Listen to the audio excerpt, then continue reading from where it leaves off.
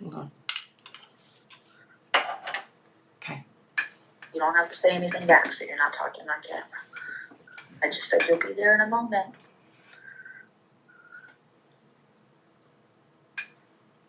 You're on. You're good? Hi, everyone.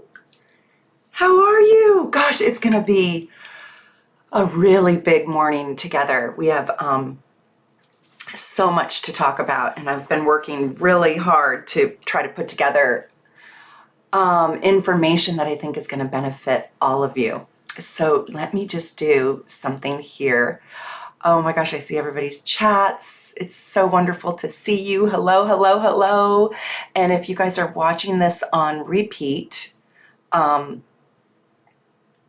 welcome, because this is going to be really deep. There's just this giant energy that's happening in the world right now, as I'm sure you guys can feel it. But we're having the nodal axis shift, and I want to talk to you guys about it. Good morning, good morning. Hi, Whit. Hi, Ann. Hi, Rebecca. Hi, everyone. And hi, everybody who's watching this after it already started. I'm so grateful that you guys are here. And it's going to be just fantastic. So this subject, you guys, is monumental. And Susie's in the house, Connie's in the house. Oh my gosh, I'm so glad. So they can help you answer questions if you guys have some questions. If you want to stick with me all the way through this whole content and at the very end, send a super chat. I am so grateful, and I will try to answer the questions that I can. But I'm not going to be able to answer your personal chart questions until the end. But you can still put them here because Connie and Susie will be able to give you a little bit of help. I can see everybody here, and I just love it.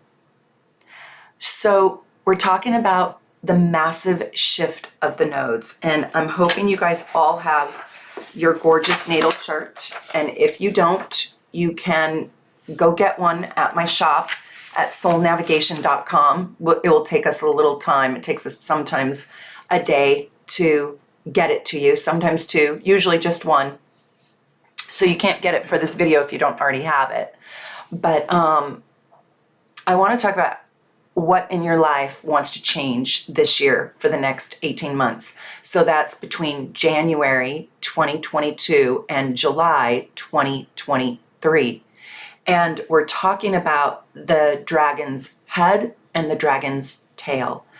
I personally like to see it like the dragon's tail is the south node, and I like to see it as the eagle as the north node, because there's an ascension with the north node. Now, I'm going to give you guys some secrets, and I'm going to give you guys material that you cannot find anywhere. I am telling you, I tried to find this video that I'm about to do right now on the internet. I can't find one. And if there is one, it's so old. The audio is so bad on most of them, but what I want to show you is in your chart, the two horseshoes are what we're talking about. I hope you guys already know all that. The one that's like a bucket and the one that looks like an N. So the one that looks like a lowercase n, that's the north node, and the south node looks like the bucket. And think of the bucket as sort of your baggage, if you will. Now, I'm going to go really, really deep with you, quite deep. And some of the material will probably ruffle feathers and be difficult to hear, because when you're talking about the south node, especially by the time we get to Pluto, it's very, very challenging. So what I noticed is most astrologers who are talking about this are talking about the collective, how this is going to affect the world. And that's very important. And we will touch on that, of course. But what I'm interested in is how this is going to affect you, you, and you. How is this going to affect your life personally? The other thing that I saw that most people did is they walked you through the houses. So if you have the south node in the 4th and the north node in the 10th, what is that going to do for you? And while that is critical, that is absolutely critical, and you guys should watch every one of those videos. How this video is going to be different is I'm going to talk to you about when the south node and the north node in Taurus is actually making contact with your planets. and I'm going to take you through the sun through Pluto.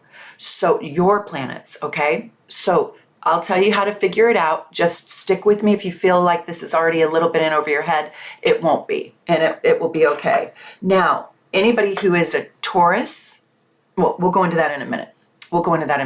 But right now, what I want to say to you is that I want you guys to write, well, first of all, you cannot even discuss this material that I am going to discuss in even 2 hours. So, I mean, this really should be a 10-week course. So there's so much more information, and I want you to know I'm not going to be able to give it all to you, but I'm going to be able to give you guys enough so you can at least pick up some books and you can start reading about it. The other thing that I want to tell you is that I can do an entire reading on just the nodes. I really don't need a whole lot more than the nodes. The nodes are so vast and so big. They are so karmic. We are talking about the entrance and the exit to the portals of where your soul came from and where your soul is going. And so it's not a small subject. This is not the ascendant, like, oh, what do I look like? Oh, I have blonde hair and blue eyes, right? Oh, I'm 5'9" and I have a happy disposition. No, this is literally where you keep your soul's code. So the nodes are huge, and when they change, it's a time where your soul will attract to itself new karmic lessons that hopefully will help you evolve. The nodes are probably the gateway or the pathway into enlightenment more than any other planet.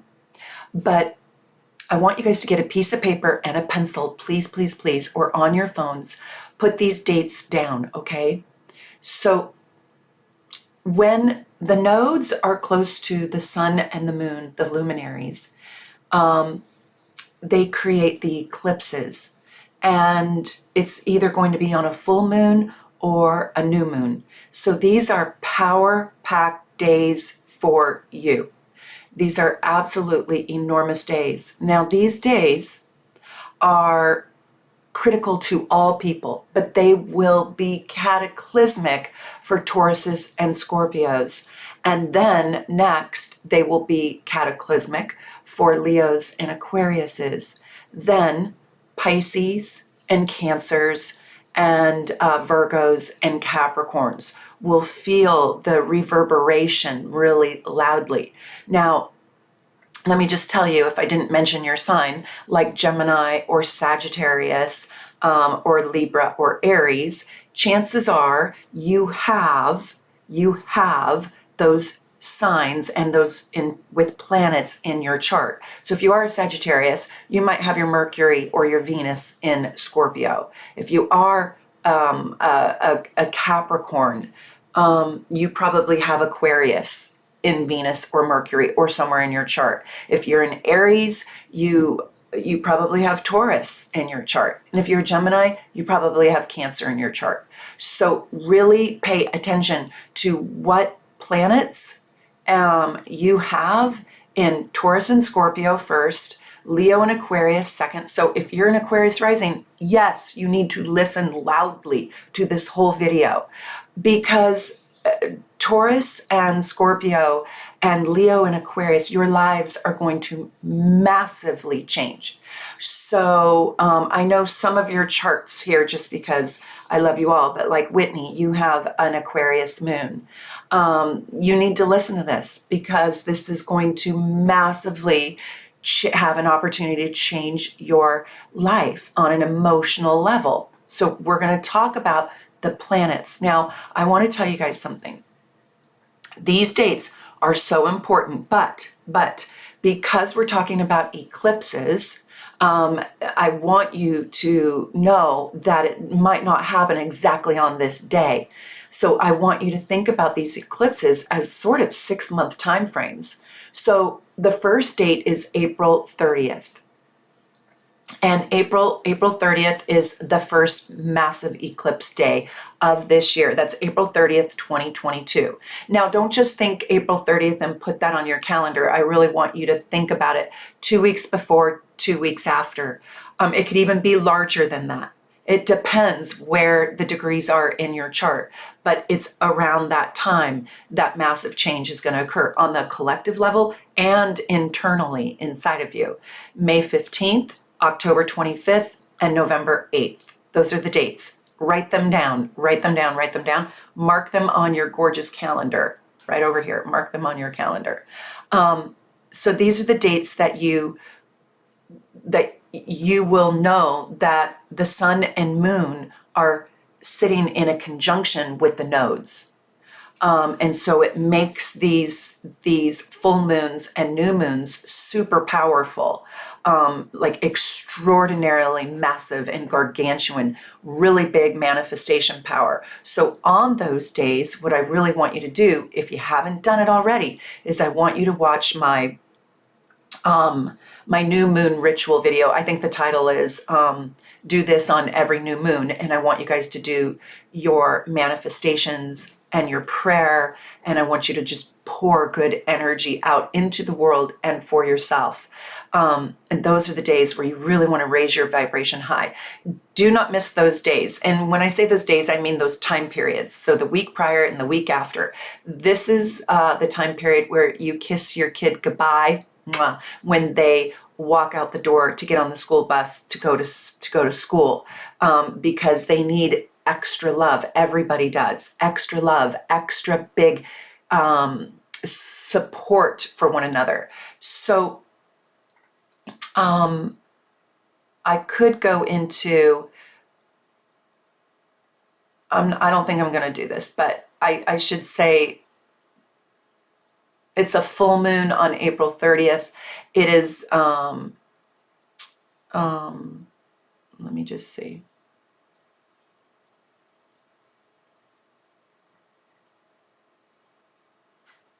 Oh, okay. I'm not going to go into all that. I just will give you those dates because we just have way too much. I have 27 pages of notes. Don't sign off because you're going to learn so much.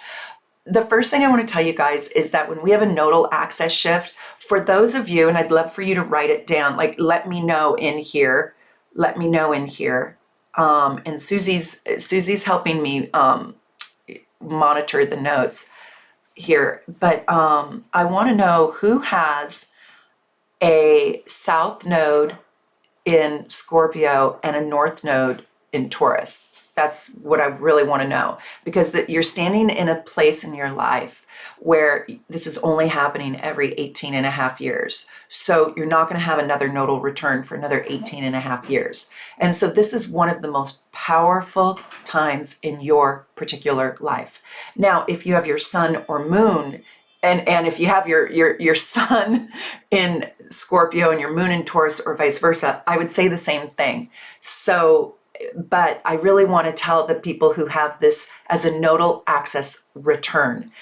This is massive. I mean, I have chills. So this is one of the most fated times in your life. This is when your destiny is being planted. This is when your destiny is being revealed to you.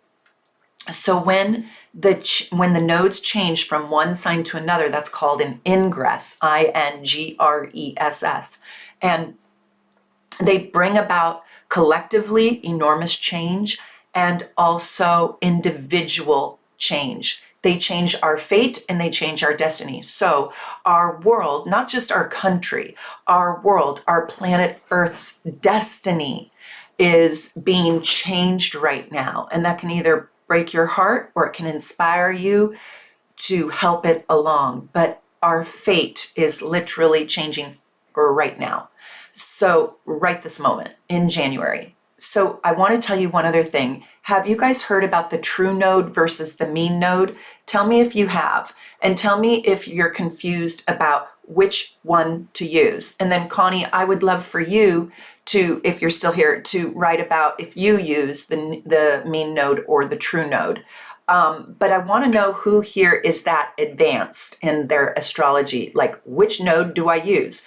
I'm going to give you my little tip, my little secret, my little trick. And I hope that this will help you guys. So the true node and the mean node are two different calculations of the moon's nodes. The nodes are not a planet. They're not an asteroid. They're not an entity in the sky. They are a position mathematically calculated. And what is the difference between the two, and which one do I prefer? I work with the mean node, the one that's mean and nasty. That's how I remember it. I don't work with the true node. And however, you guys do what you want, but I recommend using the mean node because just like the house systems, I have found that it works a little bit better. And on my gorgeous natal charts, you will see that I list out both the mean node and the true node. So you can look at both of them. Now, they're never going to be more than a couple degrees, I think 2.5 degrees apart. But if your nodal axis is on that 0 degree or that 29 degree, you could have a completely different set of nodes. And that's the time when I look at both. So if you have a 0 degree or if you have a 29 degree nodal axis, you will want to look at both and you will want to consider both nodes. So Carly Ann, my editor, that's what happened to her. So she has two sets of nodes, and she feels both of them work. But the true node is the real position of the moon's node at any given time, and it retrogrades. It retrogrades by a few minutes every year. And so it takes that into consideration. The mean node is sort of the average movement, and it ignores the retrogrades. And so I like the mean node because it's like getting an accumulative average. And the mean node, I can say, is always calculated in retrograde motion. Oh, I probably confused you. The nodes only go in retrograde. So the true node will sometimes go direct. That's actually what I should have said. It goes forward and backwards, where the mean node is really only calculated in its retrograde motion, and it doesn't take into account the times it goes direct. But you can run your transits with both. So the mean node, I'm talking about the mean node. Now, when you go on the internet, you guys, a lot of astrologers use the true node because they think it's true. I don't think it's as true, ironically. I use the mean node. So you're going to see a little bit of different dates. You're going to see that the true node shifted in January, where the mean node shifted in December. So on December 22nd, and I'll tell you, it was bingo was his name-o accurate for me, because on December 22nd, the mean node shifted into the south node, mean node shifted into Scorpio, which is also my nodal axis, and my whole entire family got COVID. And I'm not joking. On the day it shifted. So I'm telling you, the mean nodes really, really do work. So, and it's going to stay there for 18.5 months. So if you want to calculate the true node, then it started on January 18th. So it's about a month behind, and it will stay there for 18.5 months. I hope that makes sense for everyone. Now, who does this mostly impact? I'm going to go over that.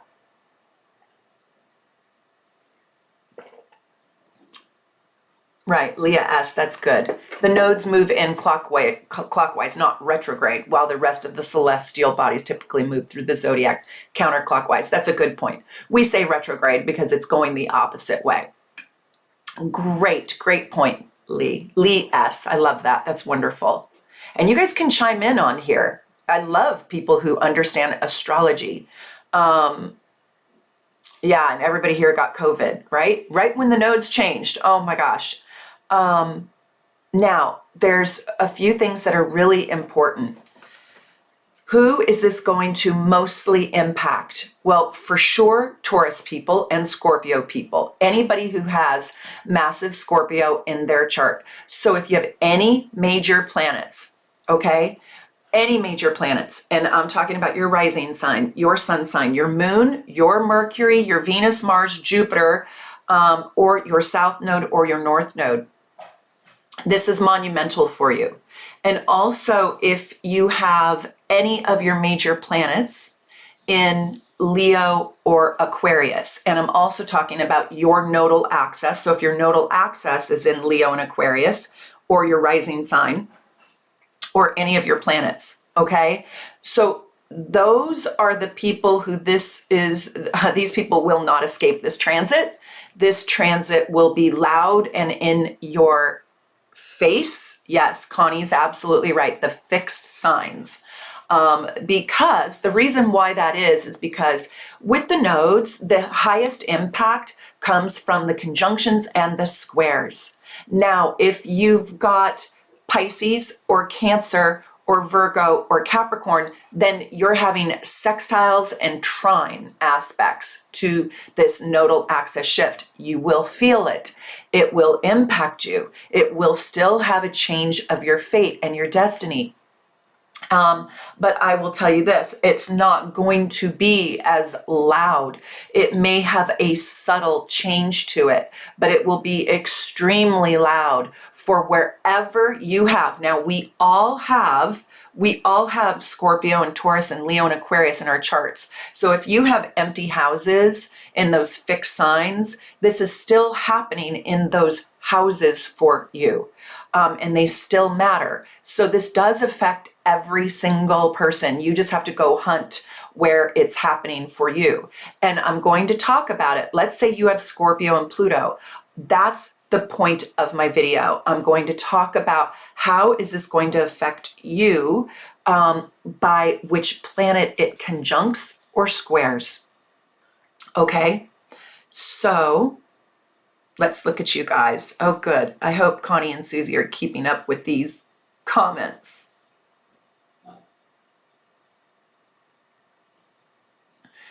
Okay, Joanne, thank you for that. Yes, I should have made that clear. Your nodes are exactly opposite of one another. So if you do have your south node in Taurus, then you have your north node in the exact same degree in Taurus. So they are opposite. If you have your south node in Taurus, then you're going to have your north node in Scorpio.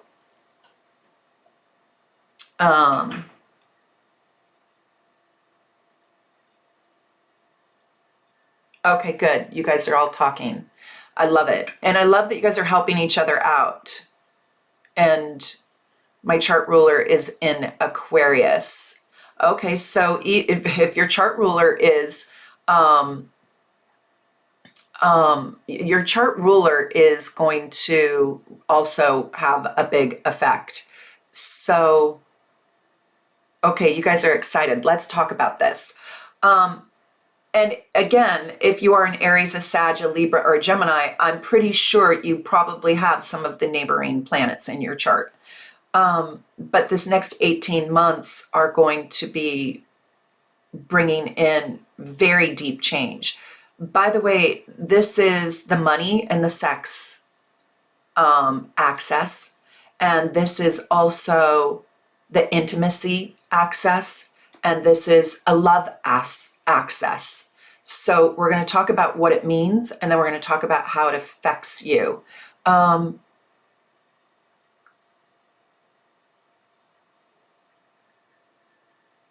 So right now, the node is at 28 degrees, but it's going to move to 27 degrees. Then it's going to move to 26, 25, 24, 23. So basically, pretty much every single person who has Scorpio and Taurus still has this change to look forward to while we're sitting here on February 2nd, 2022. I mean, February 6th, 2022.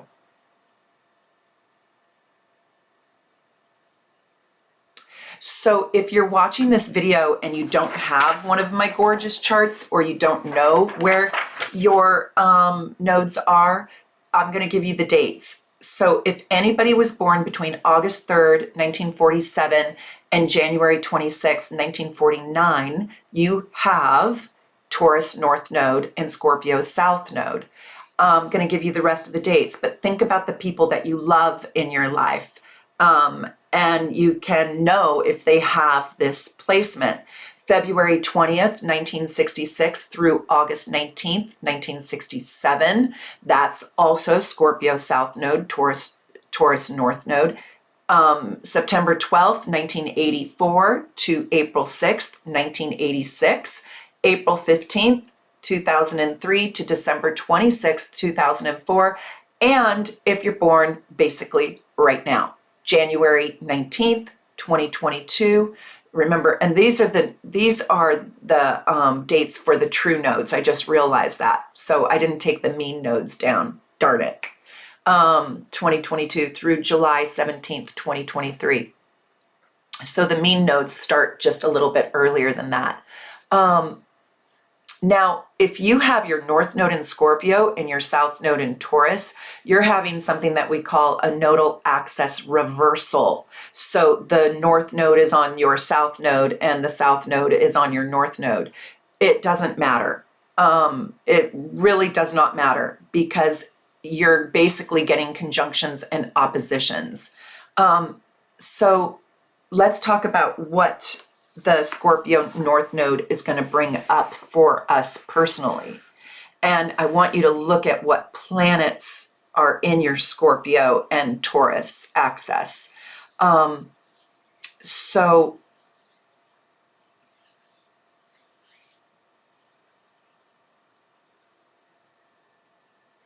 I think you're going to see that life is going to get a little bit more serious right now. Taurus and Scorpio have a little bit of a seriousness to them because they're fixed. And we're even going to feel kind of a new humility or vulnerability right now. Wherever you have Scorpio in your chart, you're going to feel a tiny bit vulnerable or fragile. And you're going to feel like you want to bring strength. You're going to probably feel your ego lock in around being protective around this vulnerability. So it's almost like you can see a weakness and then there's this instinct to shore up or hide or cover or guard or protect yourself from that weakness. You could even feel a sheer emotional panic. And I mean that sincerely. So we are going to be talking about Scorpio. We're going to be talking about the darker side of Scorpio.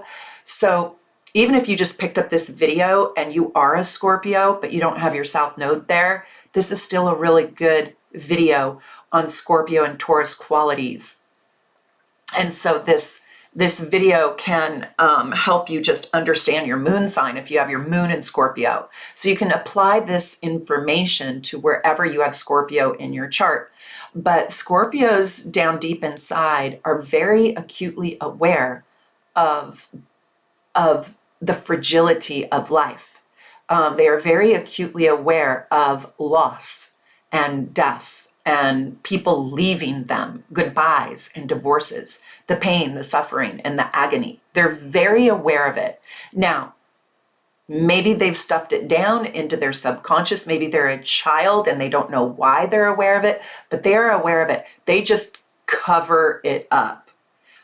They just keep it down there. They might not, some live with it way out here, but not all of them. They usually hide their pain. They usually hide this awareness, but you will see it when you talk to them or when they show you their soul. So this is also maybe where the piece of you where you're starting to feel a little bit suspicious that things are not quite right. Scorpio is about deep transformation. Oh, I will be nice, Sherry. I always am. She said, be nice, Meredith.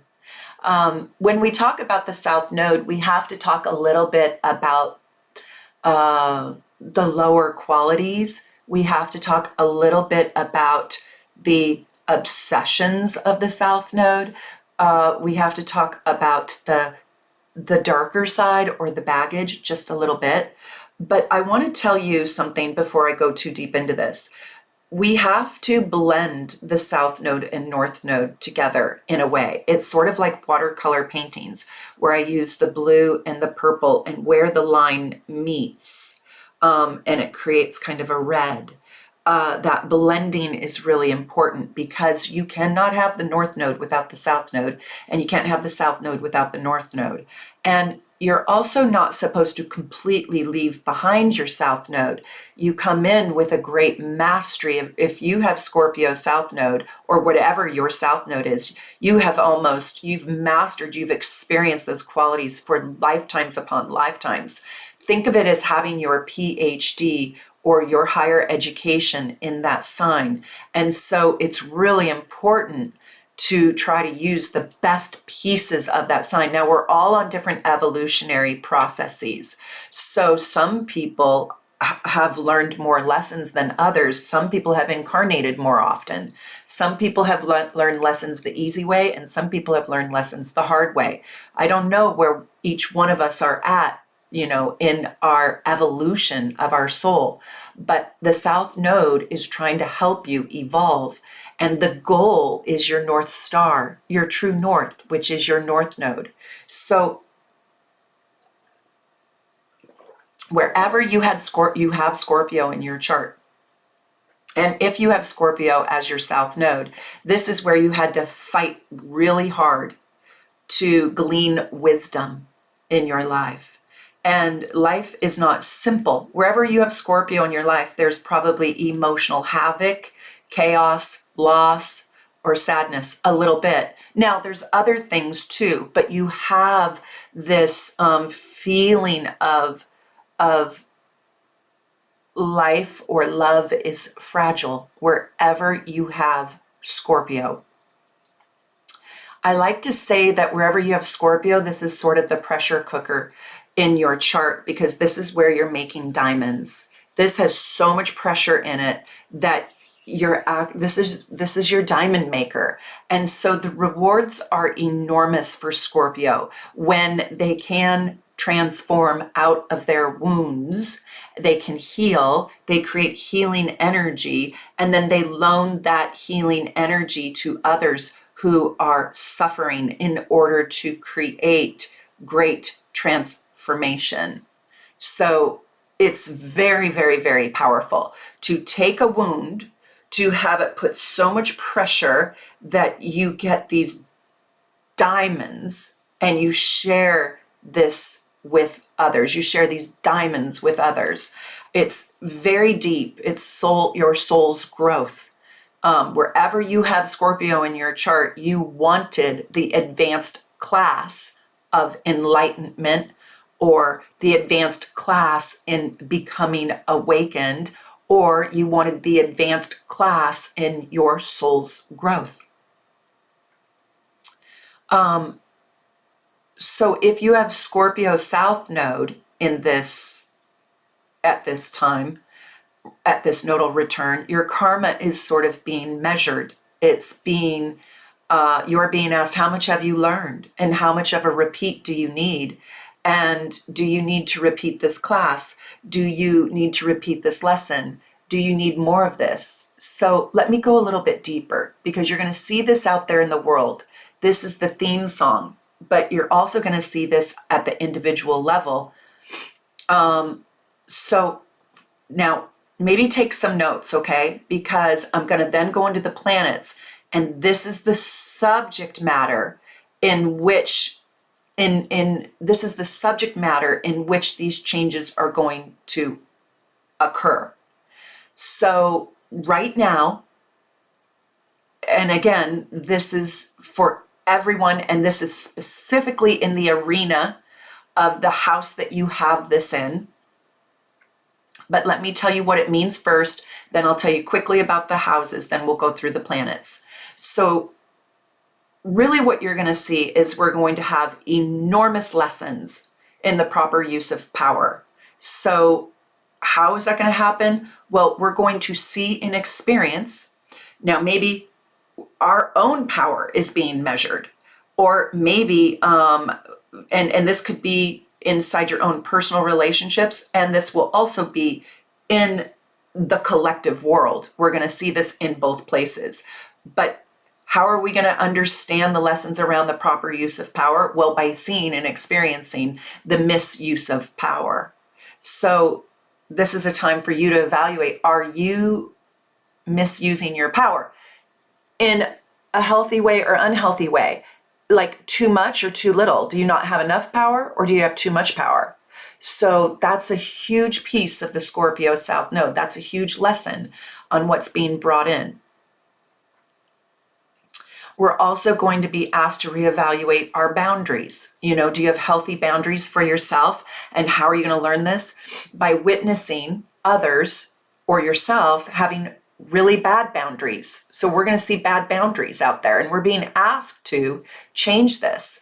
Also, we are going to see obsessive compulsive behavior, and we're going to see the suffering of people who can't let go of their obsessions. So you're being asked to let go of your obsessions, or if you are the subject of somebody's obsession, hopefully they will let that go. So having a new relationship with your obsessive compulsiveness. So we're also going to be asked to deal with devastations and loss in a new way, maybe through acceptance and surrender rather than through trying to control, maybe through having to develop courage to face those devastations, to face those losses. And those who cannot deal with their losses and their devastations and their upsets can, at this time, they could truly get swallowed up by that South Node, swallowed up in the grief.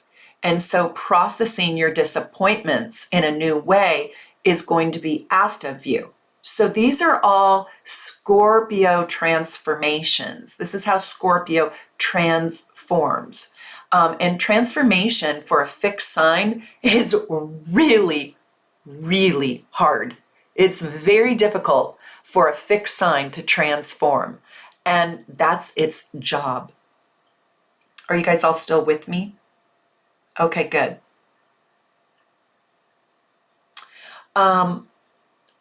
We're also going to have lessons on the subject of sex and sexuality.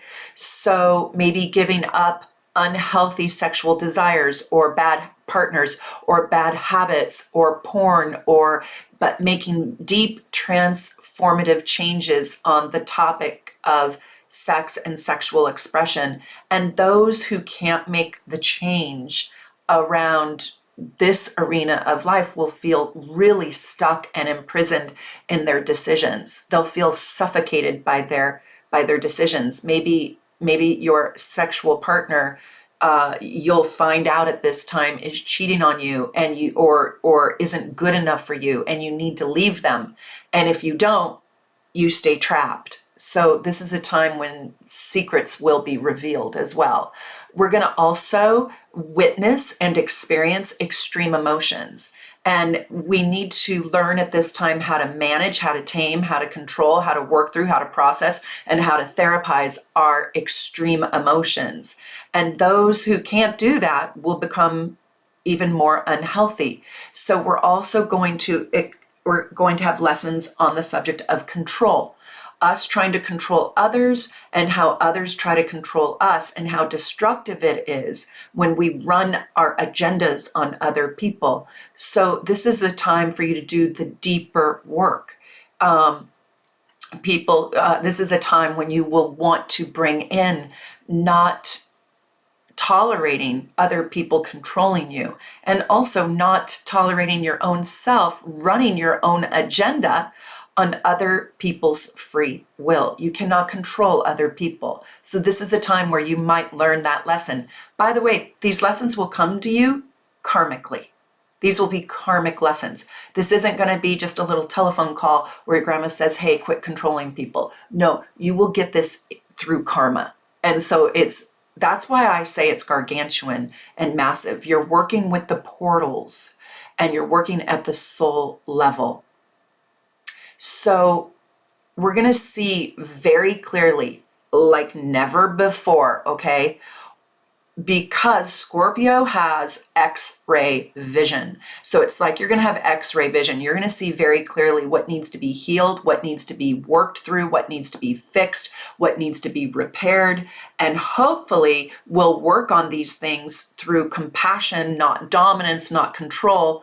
And of course, not everybody is capable of learning all these lessons, but some of these lessons are going to transform your life if you've got a fixed sign prominently in your chart: Aquarius, Leo, Taurus, Scorpio. And then if you have a trine or sextile to Taurus or Scorpio. If you have a trine to Scorpio, then it's a sextile to Taurus. And if you have a trine to Taurus, then you have a sextile to Scorpio. So that's Capricorn, Virgo, Pisces, and Cancer. So right now you are going to see in the next 18 months, if you have one of those signs, secrets exposed. Or you will expose secrets. However, the lesson is just not to expose secrets for just no good reason, but to learn and to grow from seeing new truths that need to be taught. There's a phenomenal movie about, right now, the movie is called The Underground Railroad. I forget the author. If anybody knows the author, God, would you please write it in the chat? It's by the Pulitzer Prize winning African-American brilliant genius author. I'm so sorry I forgot his name right now. I think it's John. I forget his name, but he's absolutely amazing. But it exposes the deeper truth, the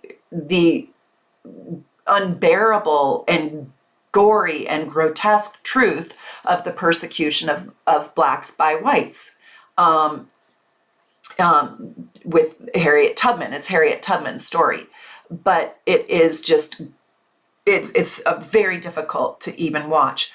Another one is, I don't know if you guys saw it, but the Tinder swindler, totally exposed on the scam artists, the Tinder swindler. Did you guys see that? It was just god awful. So that guy has scammed millions of dollars out of women.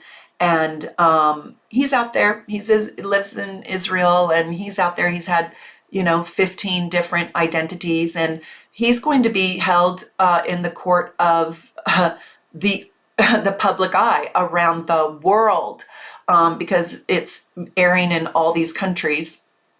And so that's the kind of exposure I'm talking about. Like, we are going to get very real about what we have done to other people, Scorpio, what we have hidden and covered up, Scorpio, and we're going to get very real, at least we're going to be asked to, about what we're doing to this earth.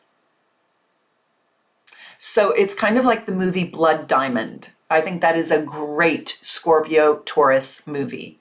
The diamonds and the earth, Taurus and Scorpio, just the secrecy and the how I had no idea what diamonds really meant. So it's like that kind of exposure. Now that's going to happen in your personal life too.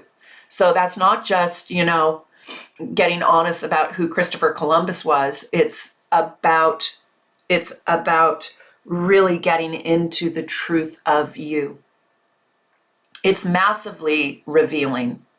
And that, my friend, is Scorpio's South Node. It's literally pulling the covers off. I caught someone in a lie 2 weeks ago, and it was devastating. By the way, it was not my husband, but I caught somebody who I loved in a really bad lie. And my friend asked me, how did you ever find out? Meredith, how did you ever find out? And I'm like, I am so sorry. I have Scorpio South Node. There is one thing you can never do to me, and that is lie to me without knowing.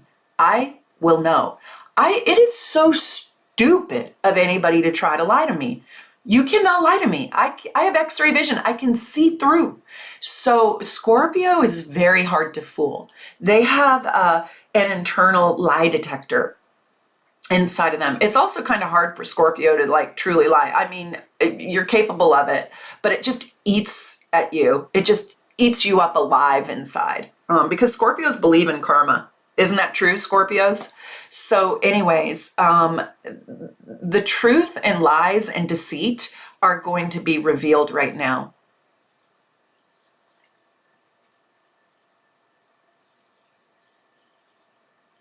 I kind of want you guys to watch the Underground Railroad. I want you to watch Blood Diamond, and I want you to watch The Tinder Swindler, because after you watch those 3 movies, because they're so scorpionic, you will never be the same again. They will completely transform you. And when you're involved with Scorpio energy and you transform, you can't go back. It's like you can't put the egg, the cracked egg, the egg yolk back into the egg. You can't go backwards. You're transformed. So when a Scorpio or Scorpio energy gets a hold of you and transforms you, you can never not see that thing again. You have it forever changed inside of you. Again, it's not to just exploit.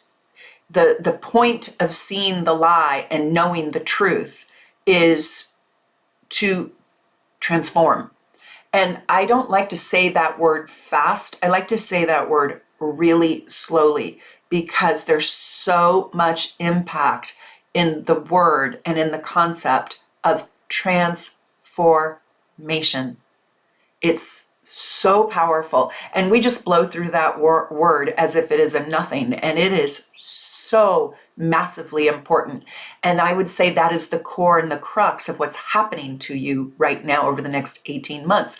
A piece of you, a part of you, we're going to go into that, but I had to explain to you the importance of what's happening first, and then we'll talk about where it's happening. But I want you to know what first, and that is this transformation.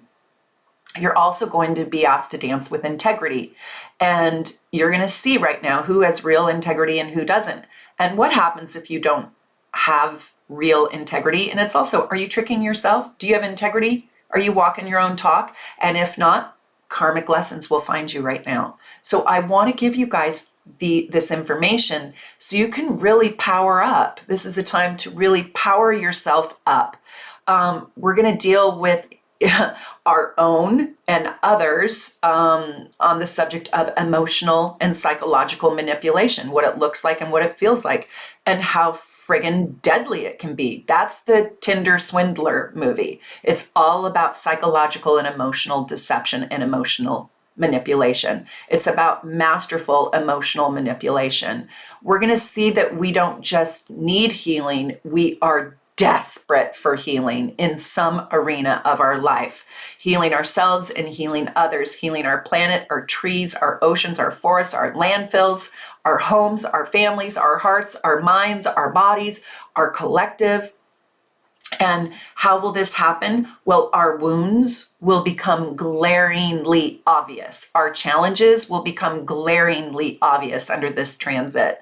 You cannot hide from the Scorpio South Node. You think you're hiding. You think you're Anne Frank hiding behind the bookcase, right? But you cannot hide. Nope. They will find you. You're going to also see that there are issues, and this is what I found most astrologers on YouTube are talking about, that this is a money access, and it is true. But I think they overemphasize it because I think they don't talk about those 18 other things that I just mentioned. And those things are enormous. And those things all affect your money as well. Because if you're not healed, if you're not right, if you're lying, cheating, and stealing, right, it's hard for you to keep the prosperity flow of money going in your life. So money is very, very important, but it's not the only thing. So if you're watching a video on the nodal axis change and all they're talking about is cryptocurrency and money, it goes so much deeper than that. So we're going to see huge issues of money. We're going to see the economy shift and change. We're going to see the value of money shift and change. We're going to see the housing mark is going to shift and change. And individually, you're going to see your income stream, your debts hopefully being paid off, your taxes maybe getting caught up, your savings, maybe purchasing a large purchase, a house. Maybe you're going to purchase your first apartment complex like in Monopoly and be able to be a landlord under this transit. But this money is a mega theme. I do want to say that, but I also really simultaneously want to say that it's not the only theme, okay? But it is a mega theme. You're going to see that this is a time to transform your self-defeating patterns. And people will at this time do almost anything for self-healing. You're going to see them be a little bit, I know it's a fixed sign, but they may just up and quit their job. They may just move their house. They may just leave their family. They may just divorce their spouse or their friendship group. I mean, you will see that people are desperate to heal. And if they're in something toxic, they won't be able to take it anymore and they will create change. I think it's ironic and very interesting, and maybe Connie can speak to this, that this fixed access can create so much change. And I also want to add that Uranus is going to be sitting on the North Node. And anytime it's conjunct to one node, it's opposite to the other. And so I think that Uranus and Uranus square Saturn that's going to be happening pretty much all year, Uranus's placement is going to sort of blow things up. And these are the things, these are the subject matters that it's going to blow up. So you're going to see, just to recap, write this down, secrets exposed, sex scandals, money scandals. You're going to see enormously bad boundaries out there in the world. You're going to see manipulation, you're going to see lies, and you're going to see deceit. You're going to see a massive misuse of power and dominance. You're going to see destruction and loss and even devastation. And what does it all lead to? Very, very deep transformation at the soul level. And it's also going to lead to people like you that are going to remedy and be a part of the solution to all that. And it is ultimately to evolve this planet and evolve this soul. And it is very intimate, and it leads with, are you ready for this? Because this is Taurus now. It leads with love. Why love? Because Taurus is ruled by Venus. What is Venus? Love. So we're being asked to step into deep Venus love. And Zavia says, I've already seen all this in the world, and I've seen it for a couple of years. Yeah, I think we all have. And I think that Sagittarius and Gemini nodal axis was really preparing us to now do something about it, right? On the individual level, now it's unbearable. We have to do something about it. It's almost like the Gemini Sagittarius nodal axis gave us the information. It allowed us to do the math. It allowed us to calculate the problems. It was a news aspect, right? Because Sagittarius and Gemini are about the mind, the mind and the higher mind, and the philosophical mind, and then the data.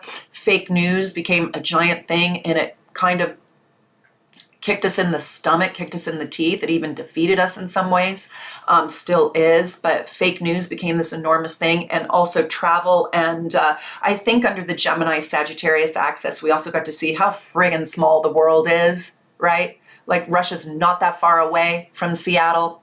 And China is like in my backyard in Seattle, right? North Korea is like, feels like my next door neighbor over here. Yeah, so it's not that small. And so we got to see that under that Sagittarius South Node too. And I feel like it gave us the information. Oh, I could almost cry. Oh, hold on. You guys, it's just so deep because astrology is really, really powerful when you live with it. And I live with it on an hourly, daily basis. I mean, I follow the void of course moon, and it's like we got the information, and now we're being asked to literally step into the world and do something about it. I'm so sorry. I had no idea it's going to be moved to tears. Okay, to see me cry is a very rare thing. Actually, nobody ever sees me cry. So, oh my gosh. I love whoever said that to me. I can't even read my screen right now, but she said, I feel like I've been seeing this for so long. And I do too. But now we have to not just watch it. You know, Gemini and Sag, they don't always get their hands dirty. They're the, you know, Sagittarius is the philosopher sitting on the high rock telling everybody, you know, what to do and how to do it. And Gemini is just up there doing the mathematical calculations and, you know, talking to the world on the bullhorn, great communicator. But now it's like we have to stop talking and we have to love each other. You know, love is such a healing agent.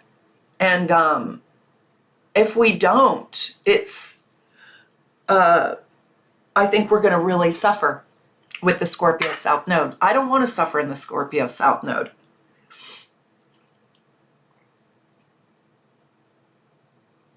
Rachel says, I love this community so much and I'm thankful for you all. Thank you. Love you, Meredith. You're amazing, DJ. I love DJ, and she lives in Hawaii, and she's buying me a drink when I go there. Something fancy with an umbrella.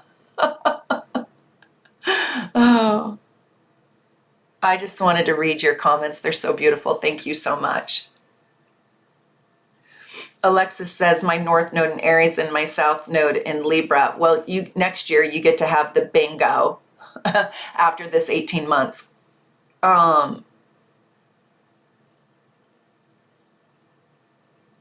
Leah S., who also mentioned a brilliant comment earlier. Yes, it's deep. I've been on this astrological journey since 1991. I empathize, Meredith. Aw, thank you, Amber. You guys are sweet. Hi, Stacy. Oh my gosh, Stacy's in the house. You guys, if you want to understand your charts, you could get a reading from any one of these three amazing women on my team, Soul Navigation, Susie, Stacy Lyons, or Connie Joe. They are brilliant readers, absolutely brilliant. Charnel, my North Node in Taurus.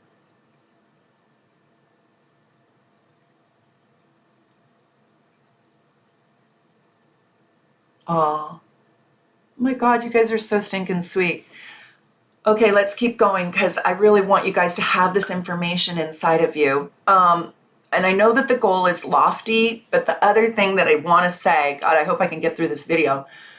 I mean, I haven't even opened it up yet. Oh my gosh. Okay, so the goal is so lofty, right? The goal is so deep. Let me say it this way. Sagittarius is giant. That would probably be the word that I would want to use for Sagittarius, lofty.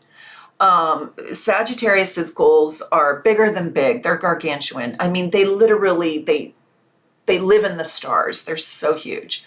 But Scorpio, this goal is so big, but it's Scorpio big. And so it's kind of like if you had sort of a hot poker. And this poker was so hot that I could stick it through the top of the earth and I could sear right through the core of the earth and come out the other side. And it was that strong. That's Scorpio. So Scorpio isn't really lofty. I use that word. Sagittarius is lofty. Scorpio is intense, and it's intense like that. It can cut through the core, cut through the quick. And so this is a big job. This is an enormous time, but Scorpio won't have it any other way. In a way, if you think about Scorpio being ruled by Pluto and Mars, Aries is just ruled by Mars. I mean, Capricorn and Aries will give Scorpio a run for its money. And so will Leo and Sag and Aquarius in their own ways. But really, there's nothing that Scorpio can't handle. I mean, Scorpio can handle every gory thing and then some, the beautiful to the most gruesome. I mean, Scorpio runs the gamut of being able to handle life. So I think that we're standing in a time when we need that scorpionic energy.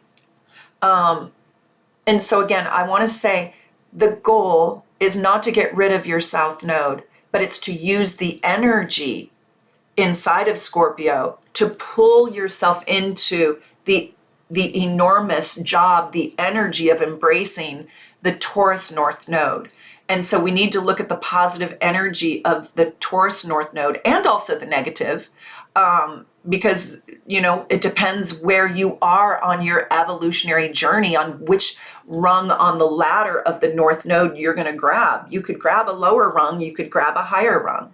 So you got to see where Taurus lights up in your chart by planet and by house, because this is the part of you that's trying to grow and change. Now, I want to say that Taurus doesn't like change, but because Taurus is going to be in a conjunction with Uranus, it's going to make Taurus very, very, very different, and it's going to make this North Node experience a little bit more unique than just solid Taurus energy, because I got to blend it a little bit with Uranian energy too.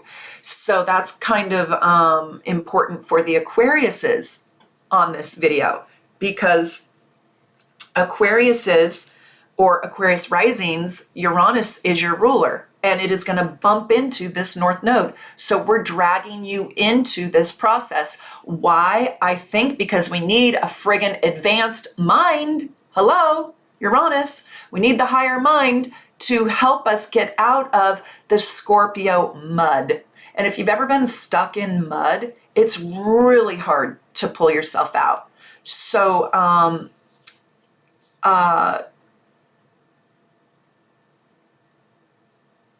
this North Node is bringing in massive change because Uranus is conjuncting it, and it's going to bring in massive change between now, actually December 21st, I think I said that, December 22nd, 2021 through July 2023. And it's asking you to grow up, grow your soul, evolve, mature, master yourself, master your craft, master your life, be futuristic, plan for your future self, talk to your future self, meet, introduce yourself to your future self and work for that person.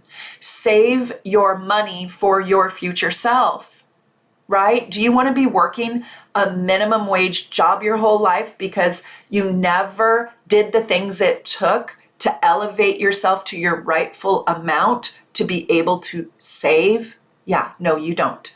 I know you don't, because you're on this channel. So basically, we're going to use that transformative scorpionic energy inside of you wherever it is in your chart, if you haven't already. And you need to stand in the willingness to change and to mature and to level up. And the universe is here to co-create this with you. And the pieces in your life right now are going to be rearranged to help you deepen and help you evolve and help you grow. So let's talk about Taurus and what are the blessings of this transit? What are these,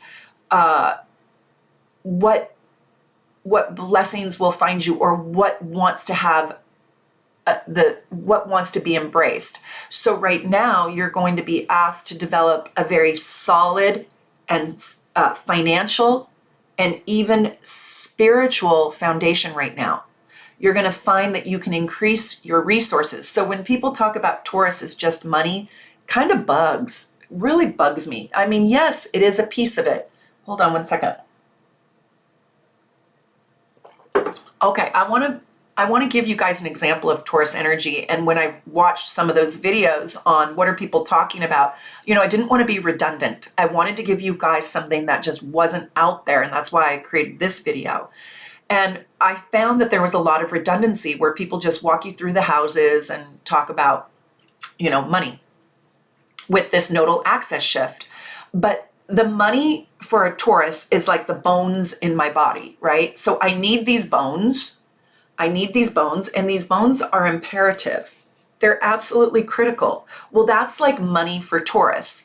But if I don't have this heart, and if I don't have this brain, and if I don't have this voice or these eyes or my liver or my pancreas or my bladder or my intestines, right, or my colon, I'm not alive probably. So yes, the money matters, and yes, this is a money access, and I don't want to diminish it, just like I need the skeletal system in my body, but it works in co-creation. So the true word for money for Taurus is resources. Resources. So back in caveman days, resources were the killing of animals, the ability to go kill an animal for food. That was the resource. And so resources change. So maybe in the future, money is not going to be our major resource. And you guys are cute. I love this conversation, and I wish I was in it, but I want to still teach to you guys. So this is a time when you're being asked to develop a financial and a spiritual foundation right now. You're going to find that resources are going to increase for you. Your body could get better. Your mind could get stronger. Your money could become more fluid. Your family could become a resource for you. Your children, your home. This is a time when you can level up your investments in your resources, your self-worth, your self-esteem. This is a time when you're going to be asked to handle your resources very wisely. Again, not just your money, but building something, growing something for your Uranus future self. Right now, you're going to learn to see that there's a shift in a value system inside of you and in the world. You in the world, what you think about the world, and what the world thinks about itself, and what you think about you. People are going to learn or want to build more solid foundations for themselves. And we're going to be doing it differently in some way. We're going to be building our foundations differently. Maybe we're going to all move into tiny houses. Maybe we're going to move into compound houses where we share a living room and then there's 6 people.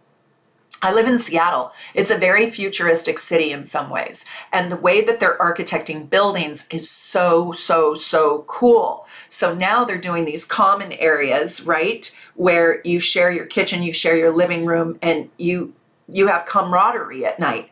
But then you go into each of your own little apartments, and they're doing that with Amazon campuses and Google campuses, and it's interesting. I think it'd be really cool. If I was 25 years old living in the city, I would love to live like that, because you'd have friends, you'd have companionship, and learning how to go green and learning how to go electrical. Like, we're going to shift in a new way. We're going to be living differently, literally living differently. We're going to invest our resources in new ways. And we're going to see that the concept of money is going to have a massive change right now. The entire concept. Maybe we really won't have paper money under this transit. Maybe that really is going to go away. I've been to a couple stores now where I asked, do you take cash? I'm actually asking that. Like, I only have cash. Is that okay? But how to save, how to spend, what to buy, what not to buy. And the currency might change. This might be cryptocurrency. You're going to see that there will be more themes in your life about prosperity knowledge.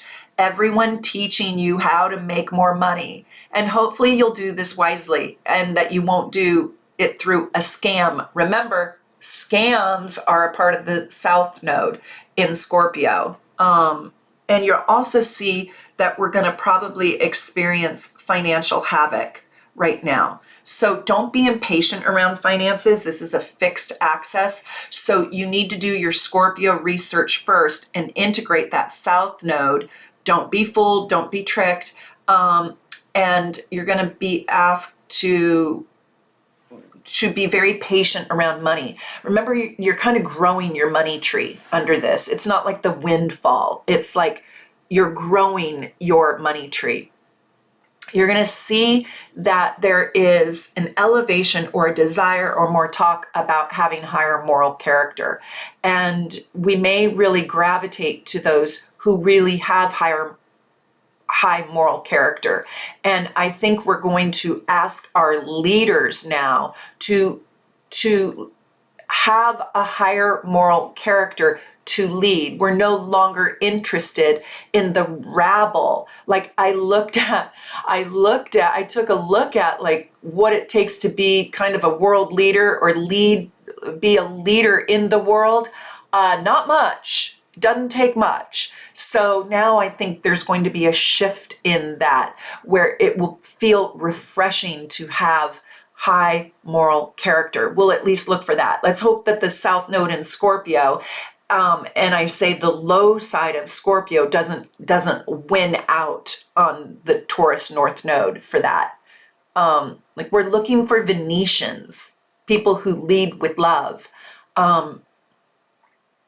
You're being asked to see and learn about and acknowledge and share your true value in the world. What is valuable about you? You will discover, you will learn, you will know that thing that is truly of value to you. Like what makes you valuable, and share that thing with other people. You'll want to. And hopefully, I would love for you guys to write right here, like what do you know that is truly of value? Like what makes you uniquely you? What do you feel is one of the most valuable things about you? You're going to see that there are huge lessons on the subject of loyalty and patience and the power of forgiveness. And you'll see that you will win under this transit with perseverance, steady perseverance.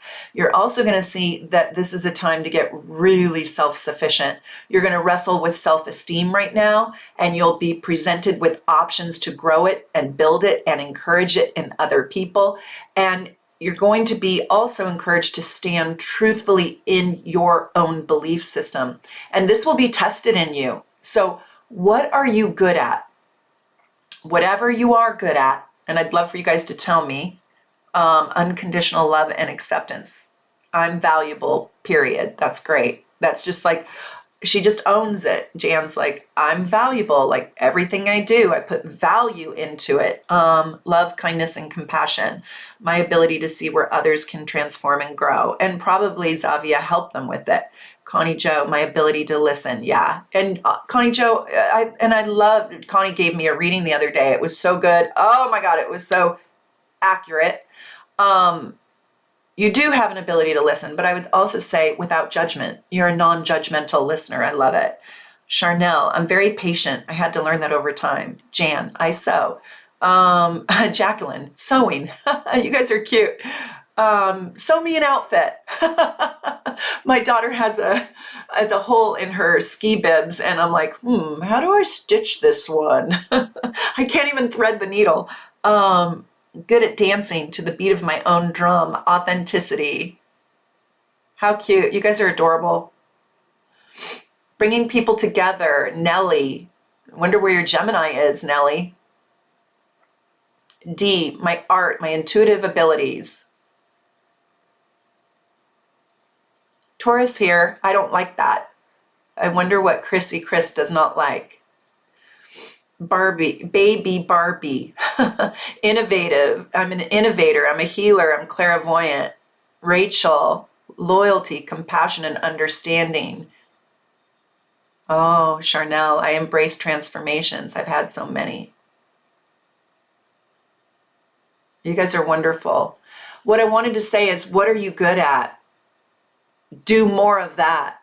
Grow your self-esteem and your confidence through taking risks and through sharing your gifts, sharing your mastery, sharing your talent, sharing what you're good at.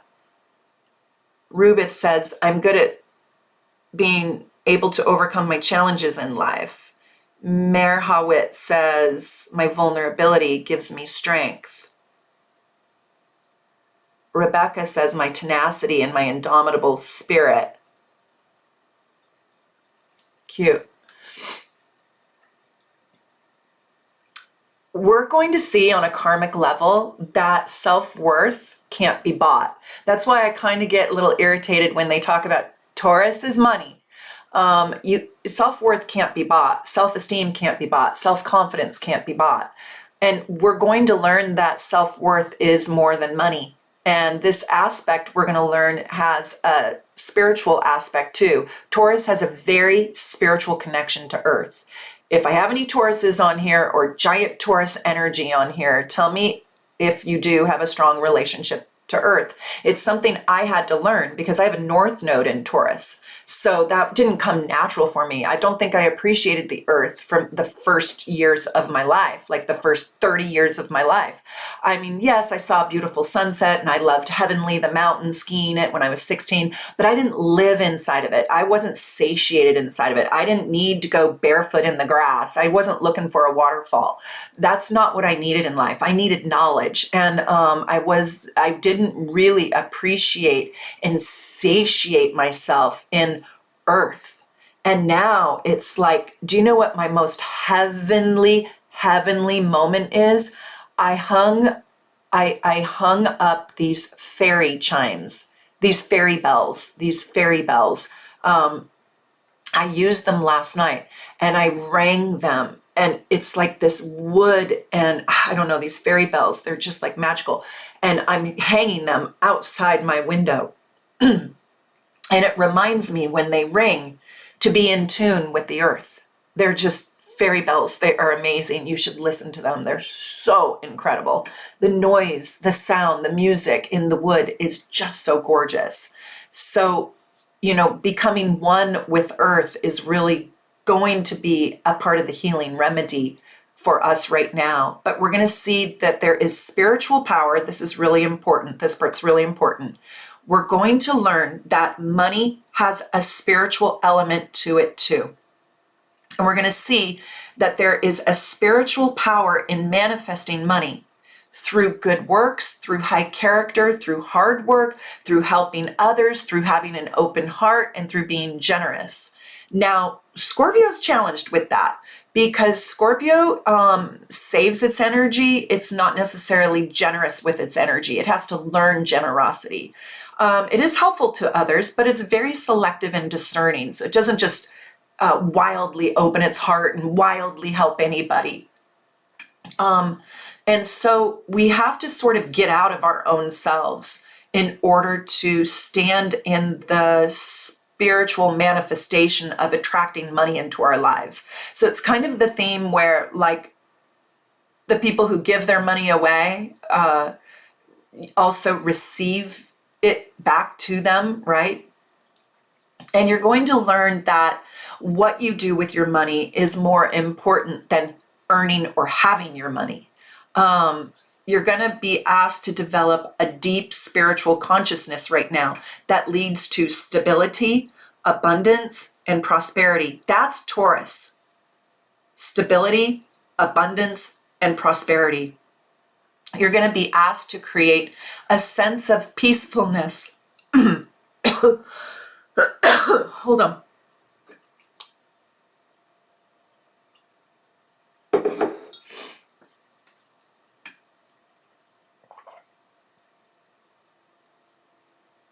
My fairy bells are wind chimes. It's one chime, and it is unbelievable. It's gorgeous. I will show them to you another time when I can move my computer.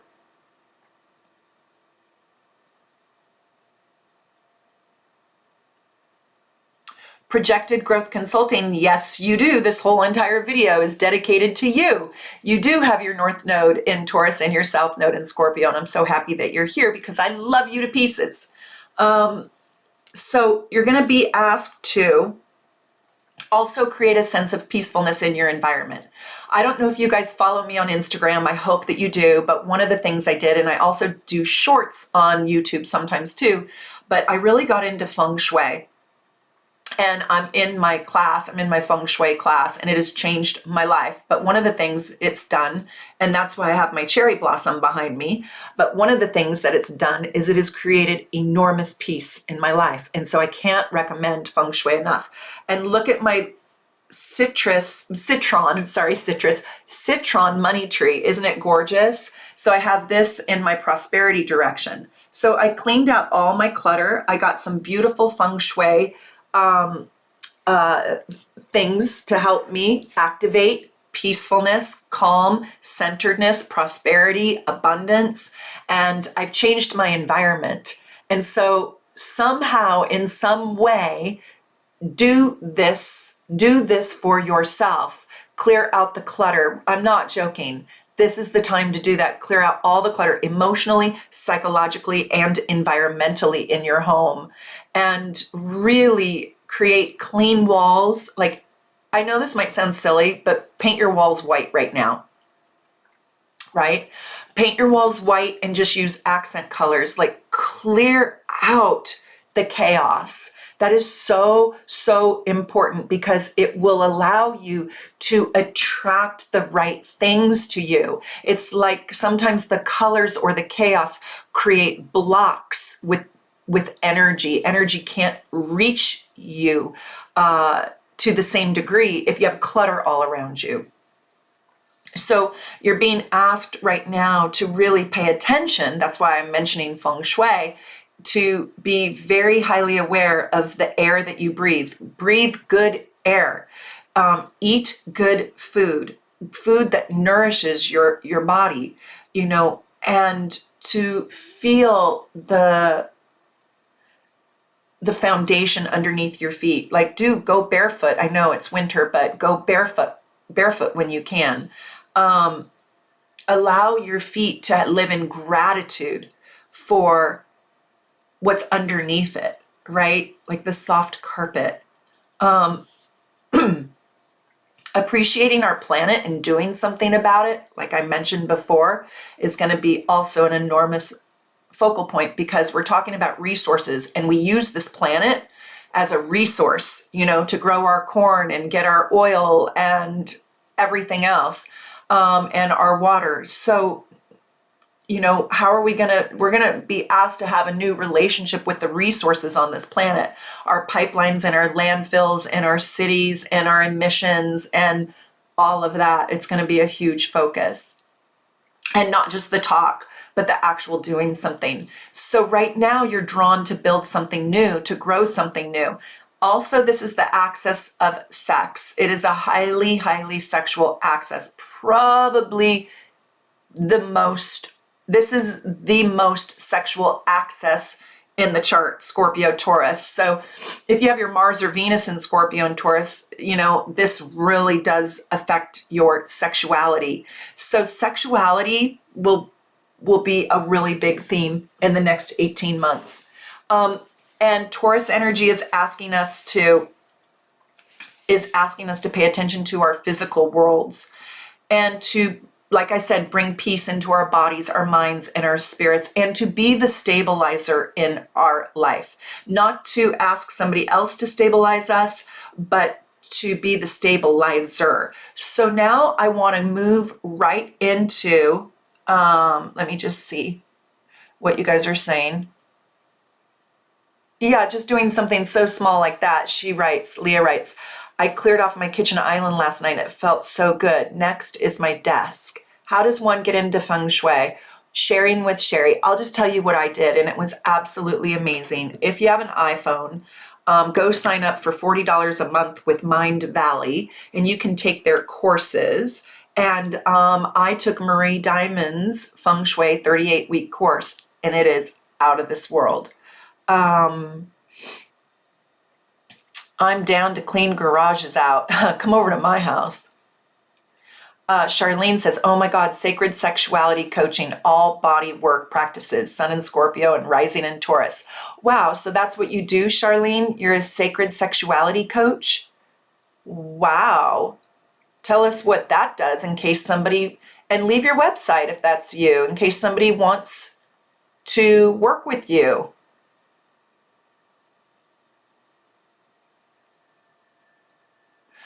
Okay, so I want to go through the planets, okay? So I want to tell you that I really am talking mostly about conjunctions.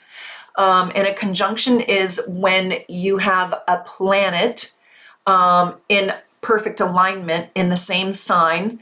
And I take a 10-degree orb. So just think about it for the purposes of this video if you just have it in the same sign, because it's going to get there at some point over the next 18 months. Because right now, the nodal axis by transit is sitting at 28. So then it's going to go to 27, 26, 25, 24, 23, all the way to 0. Okay, and then it's going to switch into a Libra south node and an Aries north node, and that's on deck. So if that's you, your turn is coming up next. It's coming at you. So I want to talk about if the south node and the north node, if Taurus and Scorpio are in conjunction, or let me say if they're in conjunction or if they're square to your ascendant. Now that means if you have a Taurus, a Scorpio, a Leo, or an Aquarius rising. Now, I also want to say that this does affect you with the sextiles and the trines. So if you are a Cancer or a Pisces or a Virgo or a Capricorn ascendant, this also affects you too. Just not as in your face, not as boldly. It's not a grenade. It's not an earthquake. It's just kind of, it's not going to rattle you to that degree. It's going to be subtle. So right now, if this is one of your rising signs, and tell me if you have this aspect, okay? Tell me if you have this aspect.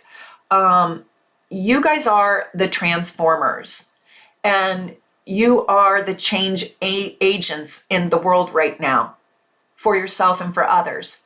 Aquarius, you're going to use your higher mind. You're going to use your unique ability to understand the future and the cause and effect of our present choices and how they will affect our future.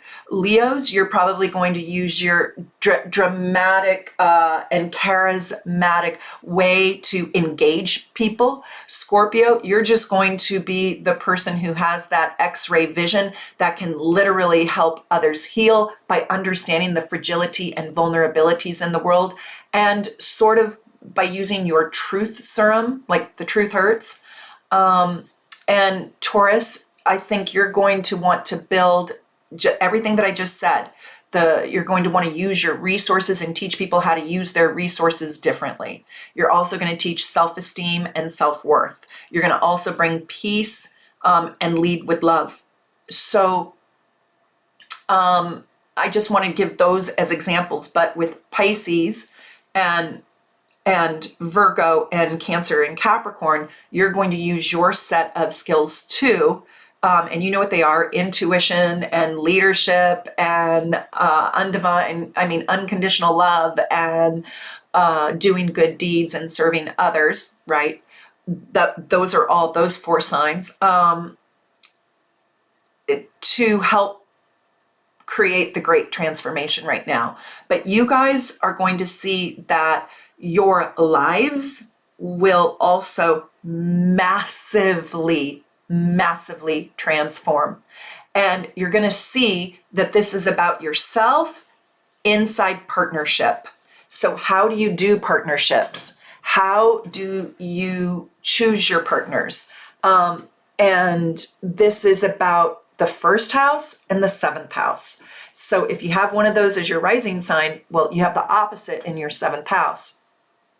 So money and self-worth and partnerships and your body and your sexual expression and your loyalty are all transforming right now.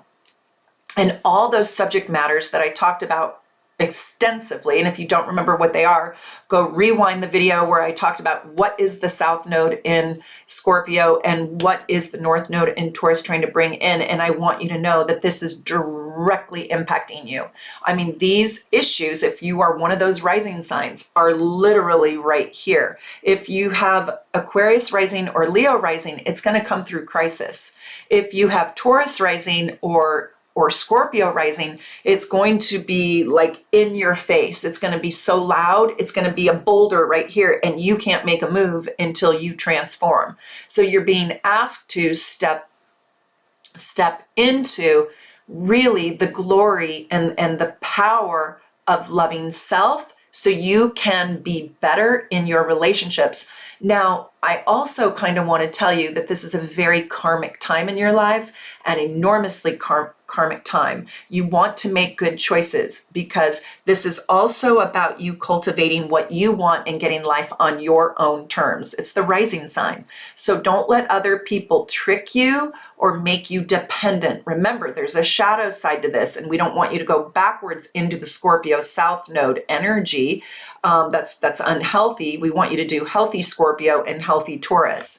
But this is about choosing the right partners too. And it can go good or bad. It's up to you. You have free will. Astrology sort of brings you the poo-poo platter of this, and you get to choose. But this is a time where your fate and your destiny will change massively. And you want to meet and attach to the right people. So double check any business deal that you get into right now. I really want you to double and triple check it. Now, I want to tell you a couple little things that a lot of people haven't mentioned, and that is this is a time where you can really, if you have one of these rising signs, Taurus, Scorpio, Leo, or Aquarius, and then Cancer, Capricorn, Virgo, Pisces, this is a time when you can really step into a whole new self-confidence. You can attract to you all kinds of new resources. This is a person who can really find fame in their life right now. And this is when self-awareness can occur. Now, I just want to tell you that I want to give you a little bit of a warning. And I did tell you that I'm going to tell you some of the really hard stuff too, the hard to hear stuff. If you're Scorpio rising, you're going to have this South Node on your rising sign. Hold on. That's not easy. If you're Aquarius or Leo rising, you're going to have the South Node square your rising. But the good news is you get the North Node in the 7th, right? And it opposes. And you get the North Node square to your Leo or Aquarius rising if you have that. But if you have Scorpio rising, you will have the South Node transiting that ascendant line. This is absolutely critical, and I don't want to scare anybody, and it isn't every single person, but there can be a loss of vitality. So we got to go look at what Mars and Pluto are doing in your chart because they are your chart ruler. And if they are in unhappy aspect, your Mars sign and your Pluto sign, and if you guys want to write down what you have, I don't know if Connie's still here. If she is, great. If not, I think I've got Stacy and Susie. Maybe they can help you understand about your chart rulers. If they are in difficult aspect to your Scorpio, then I want you to be aware that you could have a loss of vitality right now. I also want you to not do any elective surgery, truthfully, on your physical self. So no enhancements of any kind. Yeah, go do Botox, who cares? But I'm talking like facelift, chin lift, breast augmentation, liposuction. If you have to have a surgery, of course, have it. But not a beautification surgery. Absolutely not with the South Node in Scorpio transiting your ascendant. No, no, no. And if you have positive placements of Pluto and Mars, meaning if you have those planets in signs that like the ascendant, well, it's probably going to be a little bit of a easier changing of the guards, an easier transformational shift for you. But I do want you guys, yeah, like Mars and Pisces, that's in positive aspect to Scorpio rising. So yeah, trines and sextiles are in positive aspect to Scorpio rising. But I just want you guys to realize that you could feel exhausted, you could feel tired, you could feel like a little bit of a loss right now. You could feel like you have to work harder to get those wins. It's kind of hard having the South Node transit your rising sign. Things can leave you, but I also want you to know that you probably have outgrown these things that are leaving you. So my Scorpio risings are, and if you have Pluto on the ascendant and you're a Scorpio rising, this is going to be such a deeply transformative time, and it's not going to be a simple time for you. You're going to see that there are great gains, but usually only after there are significant losses. Mm-hmm.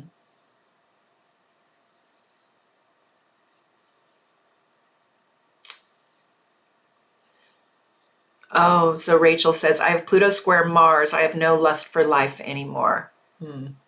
Well, tackle the North Node. So my advice is to really go listen to the part where I talked about the blessings in the Taurus North Node and really step into Venus in your chart and really study Venus and Taurus. And you guys, I have a video on Venus and Taurus, and you guys should watch my Taurus playlist and listen for the positive things about Taurus. And really try to step into nature, step into your own body, step into the six senses. Take bubble baths, listen to beautiful music, put on feel goods, eat the right food, make sure you use your body in a way, move your body in a way that feels good. Okay, let's move on to does anybody here have the sun conjunct the nodal axis? So this would be if you are a Taurus or Scorpio. And also, if you're square, it's the same thing, Leo and Aquarius. Or if you have the sextile or the trine, Capricorn, Cancer, Pisces, and Virgo. Those are less affected. They're still affected, but they're less effective. Zuena says, I'm an Aquarius right here, and I have a lot of uncertainty with me right now. That's okay. That's kind of right where you're supposed to be. It's almost like you're waiting to see what is being presented. Marissa, I'm going through the planets. She says, what does Mars and Taurus mean? Well, I'm getting there. I'm going to go through all of the planets.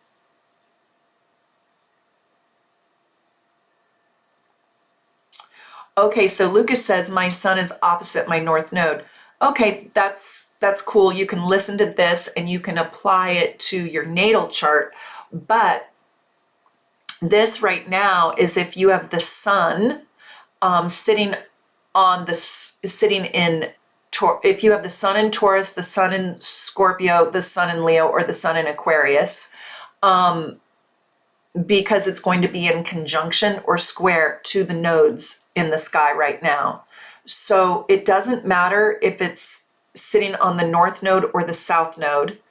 And if it's Leo or Aquarius, it's the same relationship to both nodes because it's a square to both. But you're going to see that these lessons are vital for you. You're going to see that this is one of the most vital times of your whole entire life. And you can really shine. You can create massive energy for yourself right now. And you're really in the spotlight. And you're going to have an increased sense of personal power right now on all the subjects we just talked about in Scorpio and in Taurus.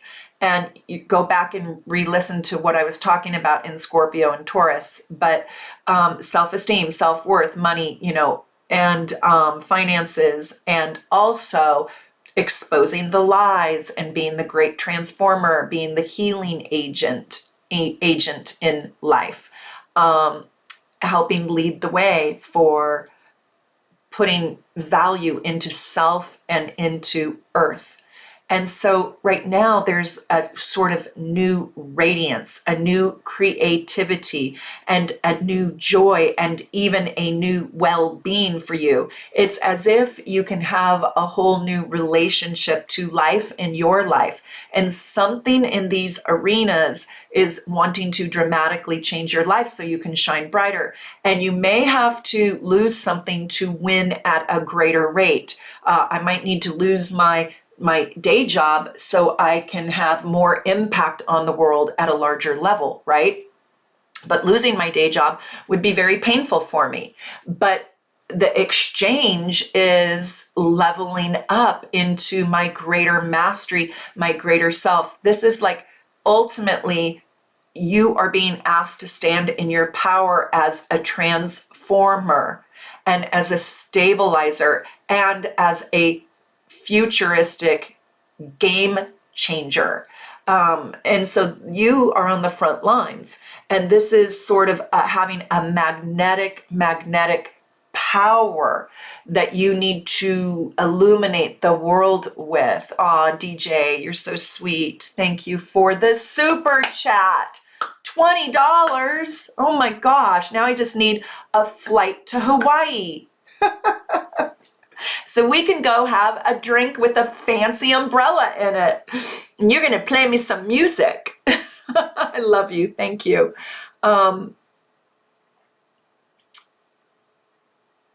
This is a very powerful time in your life. If you are an Aquarius, a Leo, a Taurus, or a Scorpio, I mean, massively megawatt power. So I want you to also know that Uranus is going to be playing with you. And so you don't know what's coming, and it's hard to prepare, but I kind of want you to prepare for the unexpected. You're in your soul's growth right now.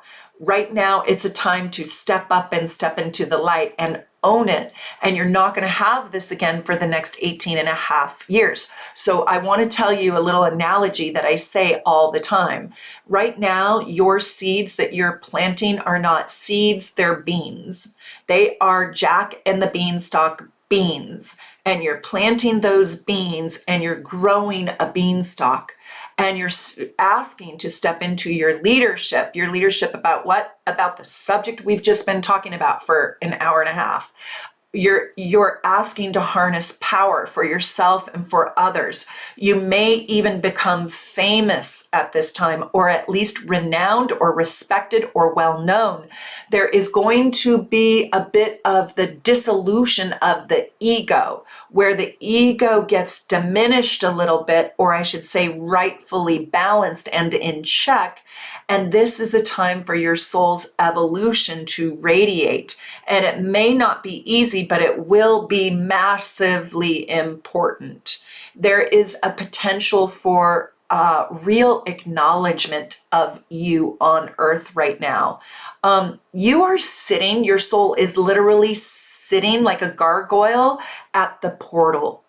I should say the portals, because it's looking at the one that's opposing it, and it's sitting on the one in conjunction. And if it's square, it can see both.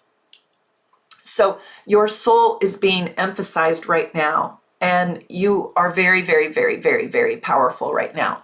Now, you might feel at times, because that Scorpio South Node pulls you into feeling powerless. I just want you to remember, Taurus is the gift. Taurus is the gift. The high side of Scorpio is also the gift, and you have to use the high side of Scorpio to transform the Taurus subject matter. And Natalie Rhodes just became a super supporter. Yay! Welcome. If you guys haven't joined the channel, you should, because you get your free gorgeous natal chart. You get your most powerful day of the year, and you get your transits for 365 days. You also get to see all of my behind the scenes videos where I use superstar super supporters charts to teach you things that you can't find. Oh my God. So you'll get things like, you'll get to see the soulmate's golden linkages, what creates a soulmate in the chart. There's so many videos. I have like over 40 videos that you get to watch, and you get to learn so much about yourself. So come be a super supporter. It's 25 cents a day and it helps the channel. It helps us do more videos. So I want to tell you, if you guys have your sun in one of those fixed signs, this is the time when you could meet karmic individuals that will change your life forever. And karmic meetings. So if somebody invites you to a meeting, go to it.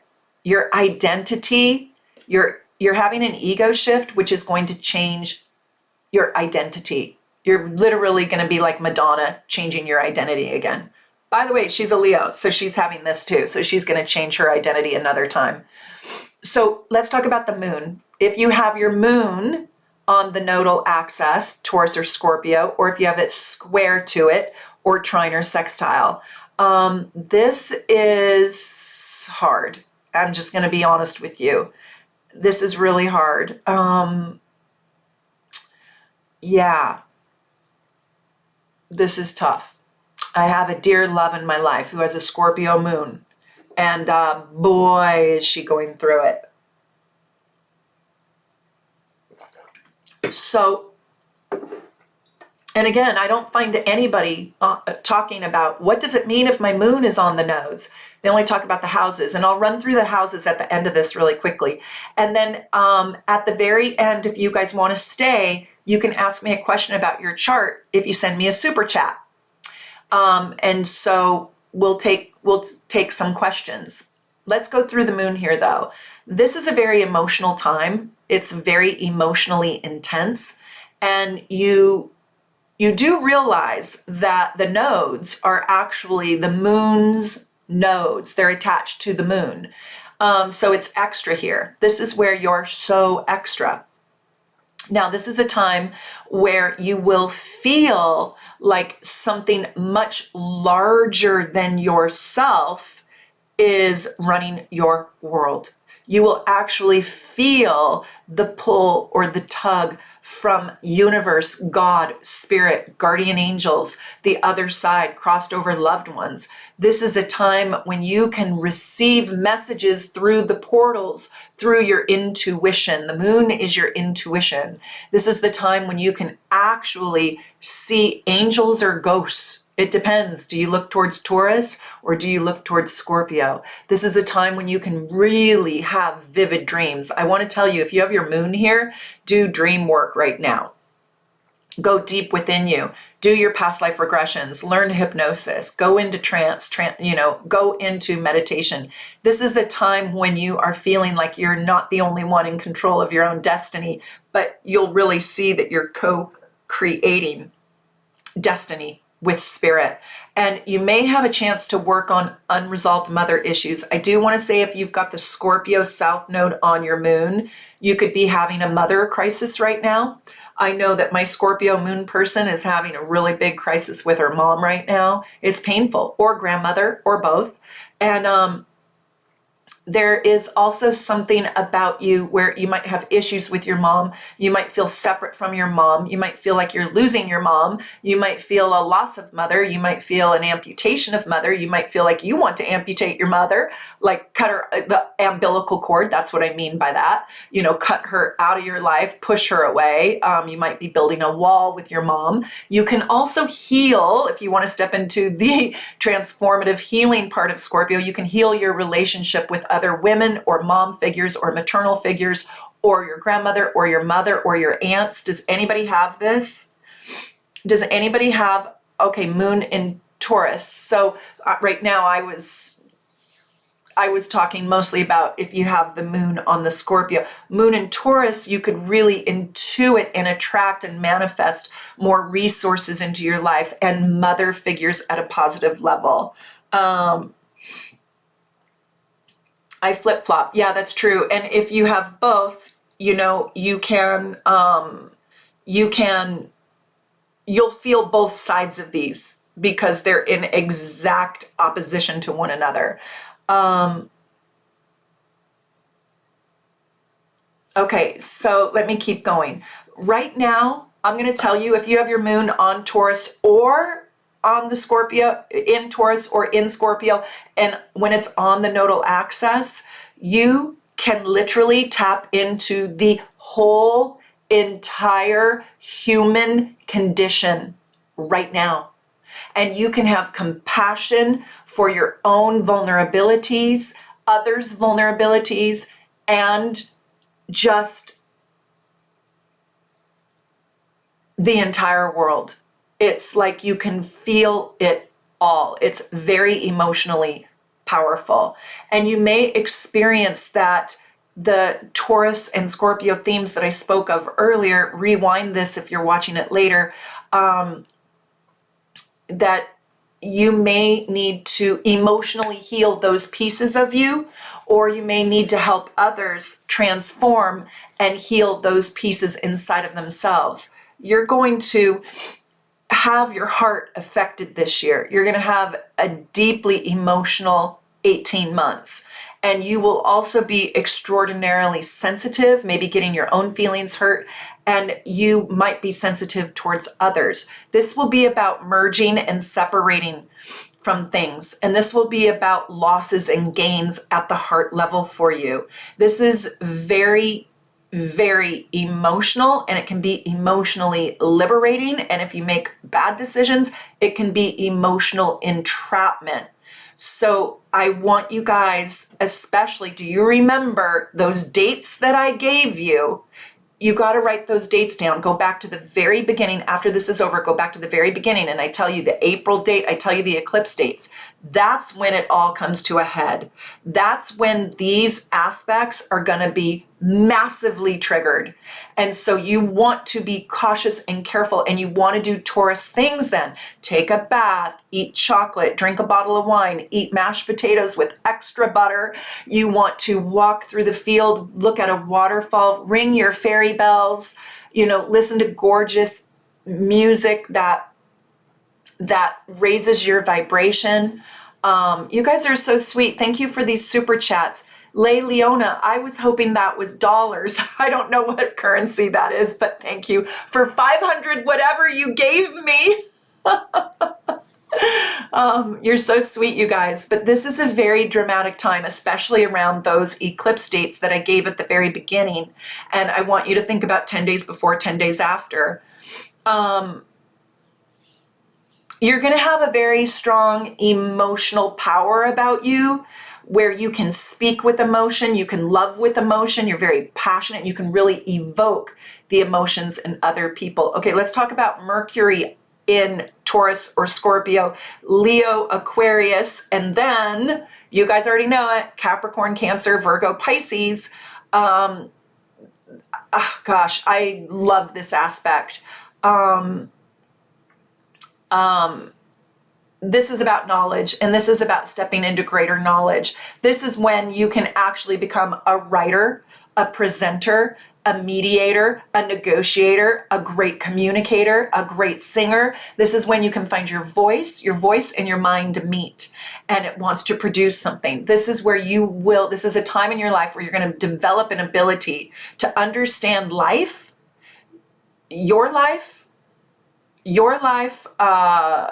other people's lives, and life itself. Like, why do we exist? The great questions of life at such a massive level. You might get a download of, who am I?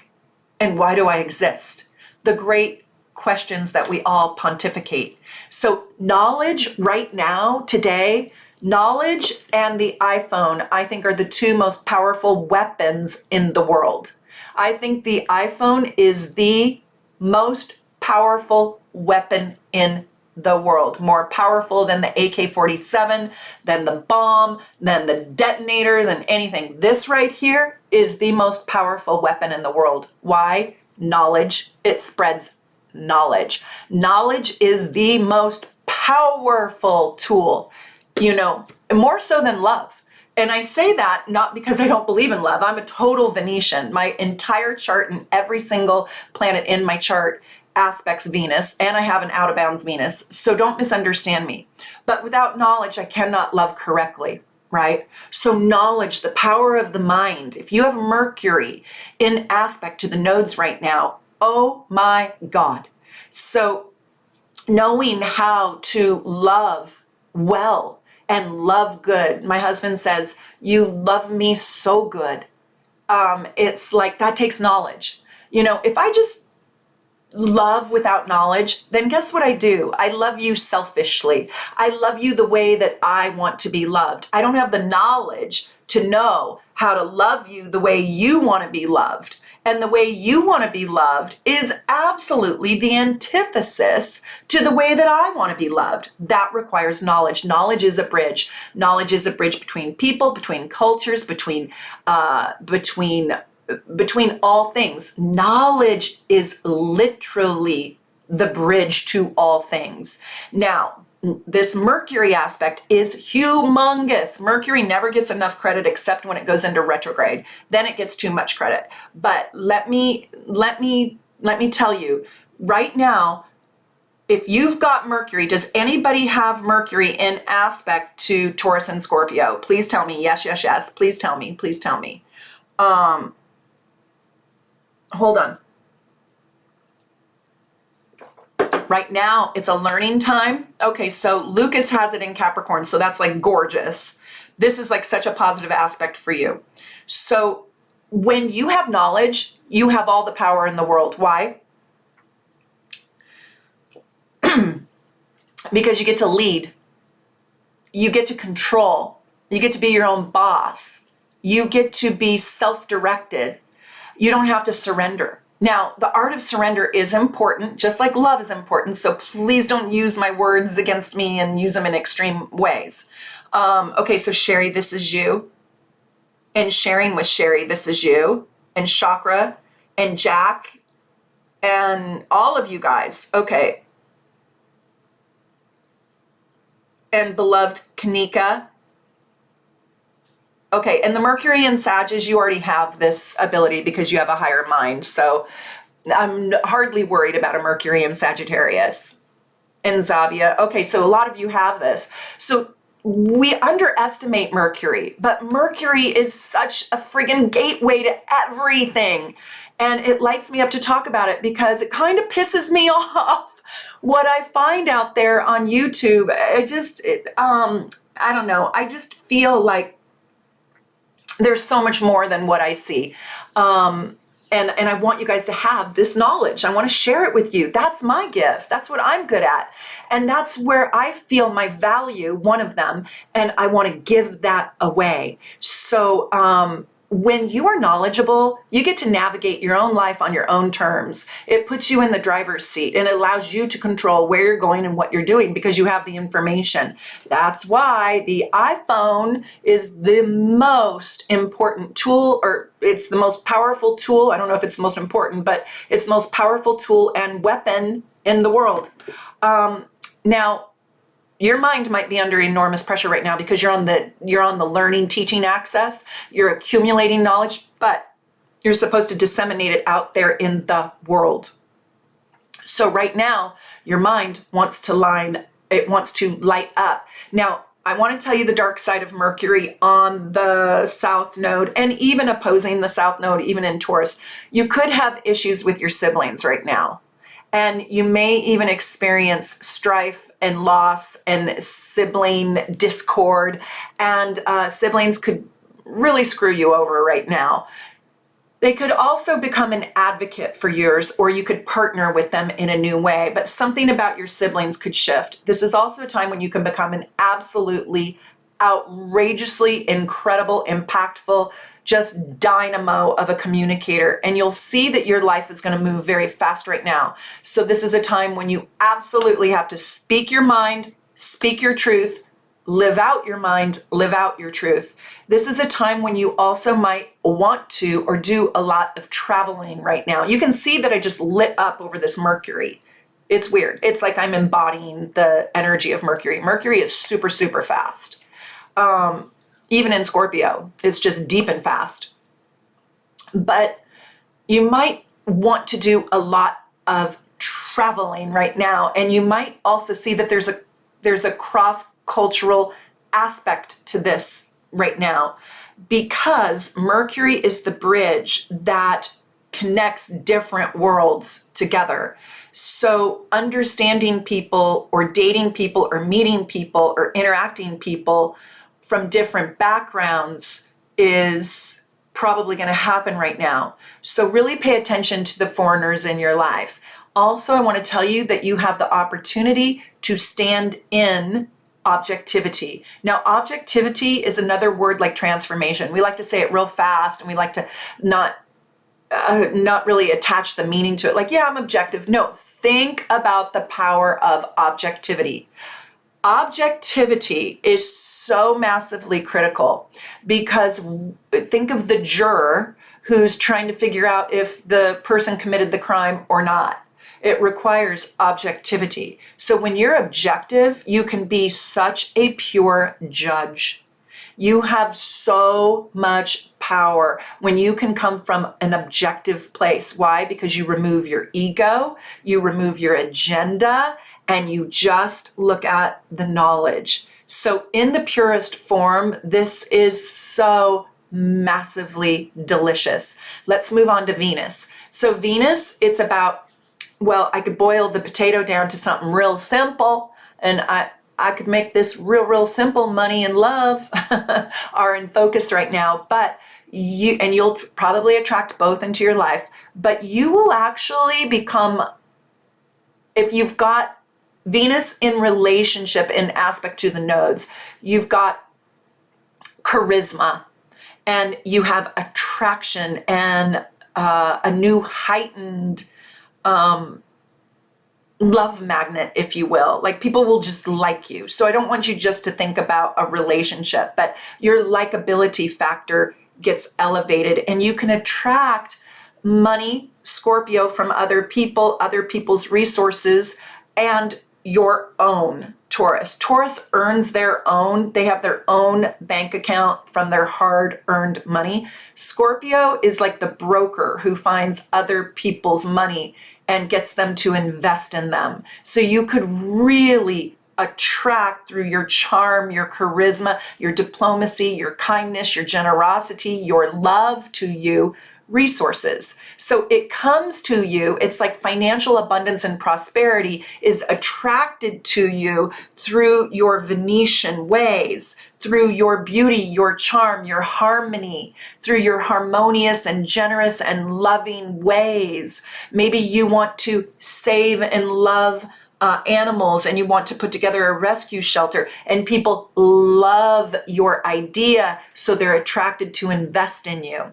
Right? Something like that. So there's this embodiment of natural charisma right now that you're very capable of merging with others in a beneficial way. I'll tell you that you, under this transit, your social EQ gets a boost right now, and you can be so seductive. So be careful what you ask for, and you may, on the shadow side, you may want to escape the hard stuff, not live in any kind of conflict. And so it could end up being too much of a good thing, which can then snowball and get you into trouble. But diplomacy is really your gift under this transit, and creating peace, being the peacemaker. There can be a fatal attraction aspect to this. So I want you to really see the truth, know the truth, and have your lie detector in you. This is also a time when you could marry into wealth. You could join a business partnership that is very wealthy. This is a time when you can, this is a time when you can attract people with money in your life, but it comes with karmic ties. So I want you to know what you're getting involved with. You can also attract people from your past life that you want another chance with, and you want another chance to love them well or do it right this time. I also want to tell you that love and money and resources and maybe avoiding conflict are going to be the biggest themes in your life. When I say avoiding conflict, when you avoid conflict, all you're doing is saving that problem for another time. You're not really avoiding anything. You're just going to face it bigger. It's kind of like your math class in third grade when you really didn't understand the math in third grade, and then you had to go on into math in fourth grade and you had to fake it. And then fifth grade, you really had to fake it. And then by eighth grade, you didn't even know how to do math because you faked it in third grade. Yeah, that's called avoiding conflict. So you're just gonna have to face that problem in a bigger way. So don't do that. You're gonna want to avoid the conflict, but I'm telling you, face it right now. What are you guys all saying? Is everybody talking? Oh, good. Susie's still here. Die hard. I love you, Susie. Everybody should go to Susie's Friday Night Tarot. It's free. She's amazing. She had the biggest crowd last night. Oh my gosh, I think over 1,000 people watched that video. It was so good. You can go watch it on replay. And there's a playlist called Susie Live on the Soul Navigation channel. Go watch her videos. Oh my God, her golden nuggets are so... Her psychic golden nuggets are so damn good. You guys have to watch her Friday nights. Every Friday night at 4:30 p.m. Pacific time, it's Susie with free live tarot for all 12 signs. Have you guys seen her? Have you guys seen her? Yeah, Susie is the best. She is the bomb. I mean, her readings are rock star. She's amazing, amazing, amazing. And then you can get a personal reading with her too if you want to. Okay, let's talk about Mars. Somebody asked me about Mars. Now, you guys, I have to take a deep breath for Mars. Okay, when you have Mars in relationship to the nodes, conjunction, the conjunction or square, trine or sextile, this is one of the most intense placements, and I want to be careful how I talk about it. But let me just say the good news. The good news is you can become very heroic right now. Does anybody have this? Tell me if anybody has this. This might be a time where you really have to fight for your life. You have to fight for your belief system. You have to fight for justice. This is a time when you're really wrestling with your own ability to take on the world. This is a time when a lot of anger can be your fuel. Pissed off, angry, upset, challenging, just, I've had it. This is a lot of vigorous energy that you can channel in a way where you are literally willing to lose everything to win at life, or to win at something that holds great meaning, value, and purpose for you. So this is a time when you're going to have to wrestle with making really deep sacrifices right now. And you're going to have to be willing to lose in order to win. This can be a time where you really feel the dilemma of having a choice. And you're going to have to constantly choose, and it's very frustrating. Like, do I make this choice or this choice? Do I do A or B, A or B, A or B? And it's constantly feeling like you're at a fork in the road. And it may take on the feeling of like fighting to the death of yourself for something that is so important to you. This is when you will feel like no matter what, you will win at all costs. And this can be when your energy feels thwarted, if it's a negative aspect, like the square aspect. So if you have Mars in Leo or Aquarius, it can feel very massively frustrating. And if you have it in Taurus and Mars, it can be very overwhelming because it's just right here. This Mars energy needs to be reckoned with. And then if you have it in Cancer or Pisces or Capricorn or Virgo, you still feel this, but it's like a rumbling. It's not quite as loud. So what are you going to use your power for? Because your power is needed, your strength, your vitality, your courage, your anger, you being willing to step out and take on the challenge of life. What is worth you? What is worth your energy, your investment? Mars is always like, is this worth the fight? And it is willing to live and die for something. And it's about making choices all the time. But in truth, because this is standing at the portals of life and death, if you will, this is about making the ultimate choice. The ultimate choice. These people will have probably the hardest time with this next 18 months. Who has this? Mars and Taurus. Okay, so Mars and Taurus, Mars and Leo. Okay, so you guys are the ones that are really going to be really wrestling with this. Mars and Aquarius. Okay, so yeah, you guys have this. What do you want to use your power for? And the real question is, what is worth me? What is worth my energy, my vitality, my life? What is worth it? What would you die for? That's this transit.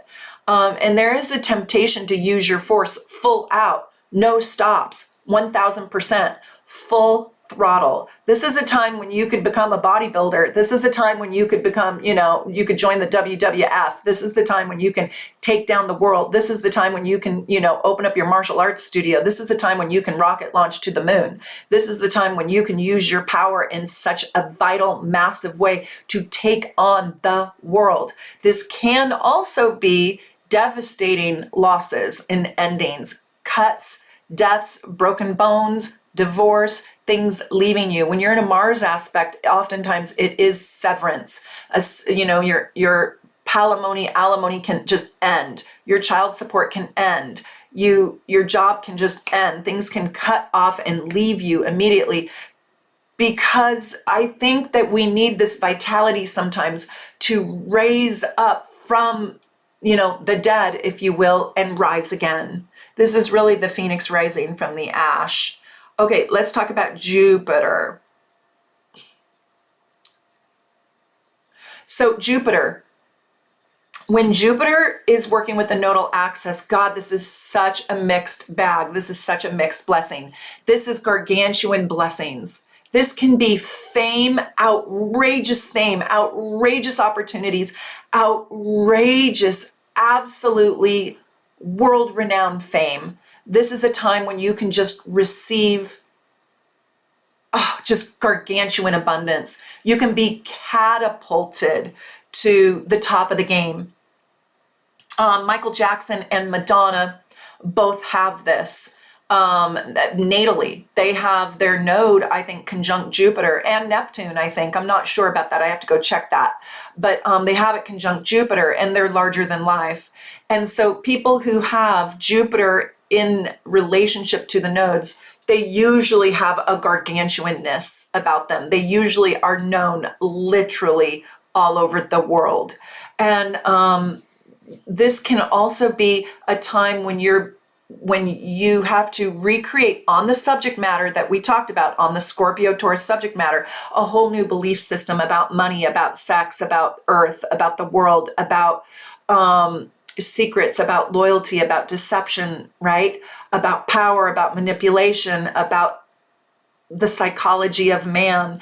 This is also a time when you can change your whole philosophical belief system, and you might have your belief system in question right now. This is a time when you can actually honestly be your own personal Plato. You can be quite predictive and come from the higher self, the higher mind. But I do want to say that, there is a chance where you receive so much that your ego gets overinflated and you can misuse your power like Michael Jackson did by the end of his life. And you can really suffer because of it too. So it can be too much of a good thing. This is a time when you can massively gain weight too, because it's with Taurus, which is about food, and Jupiter expands. So be careful with weight gain. And eat healthy. But this is a very, very powerful time in your life when you can become the guru, You can become a masterful teacher. You can become the masterful wise one in your life. It's very philosophical. And you can also really step into higher spirituality. You can create a relationship with God in the universe through developing a new belief system and then living out that belief system. This can be like one of the most exciting placements in conjunction or square even to the nodes, but you do have to be careful. Like if you catapulted to fame, I've seen a couple people like on YouTube where they started out so humbly, right? And then they grow and grow and grow and they completely lose themselves to the fame of it all. And their personalities completely alter, shift, and change, and they're just no longer who you originally fell in love with because their egos got so overinflated. So that's what you have to be careful of. So Saturn, Saturn, this is a time, Saturn I think is kind of difficult in relationship to the nodal aspect. So if you've got Saturn square, or if you have Saturn conjunct, then sextile and trine, this is a time when you can really, in a positive way, step into the mastery of your own genius. Honestly, you can really become a genius at your craft with Saturn in relationship to the nodes. You can also step into your highest self, your highest morality, your highest character, your best self. You probably will be elevated into a leadership role. Now listen, you might get fired or let go of your job only to then go jump 3 rungs and land in a higher job, a better job, a better place. And this is a time when you might work your butt off, like hard work leads to great potential.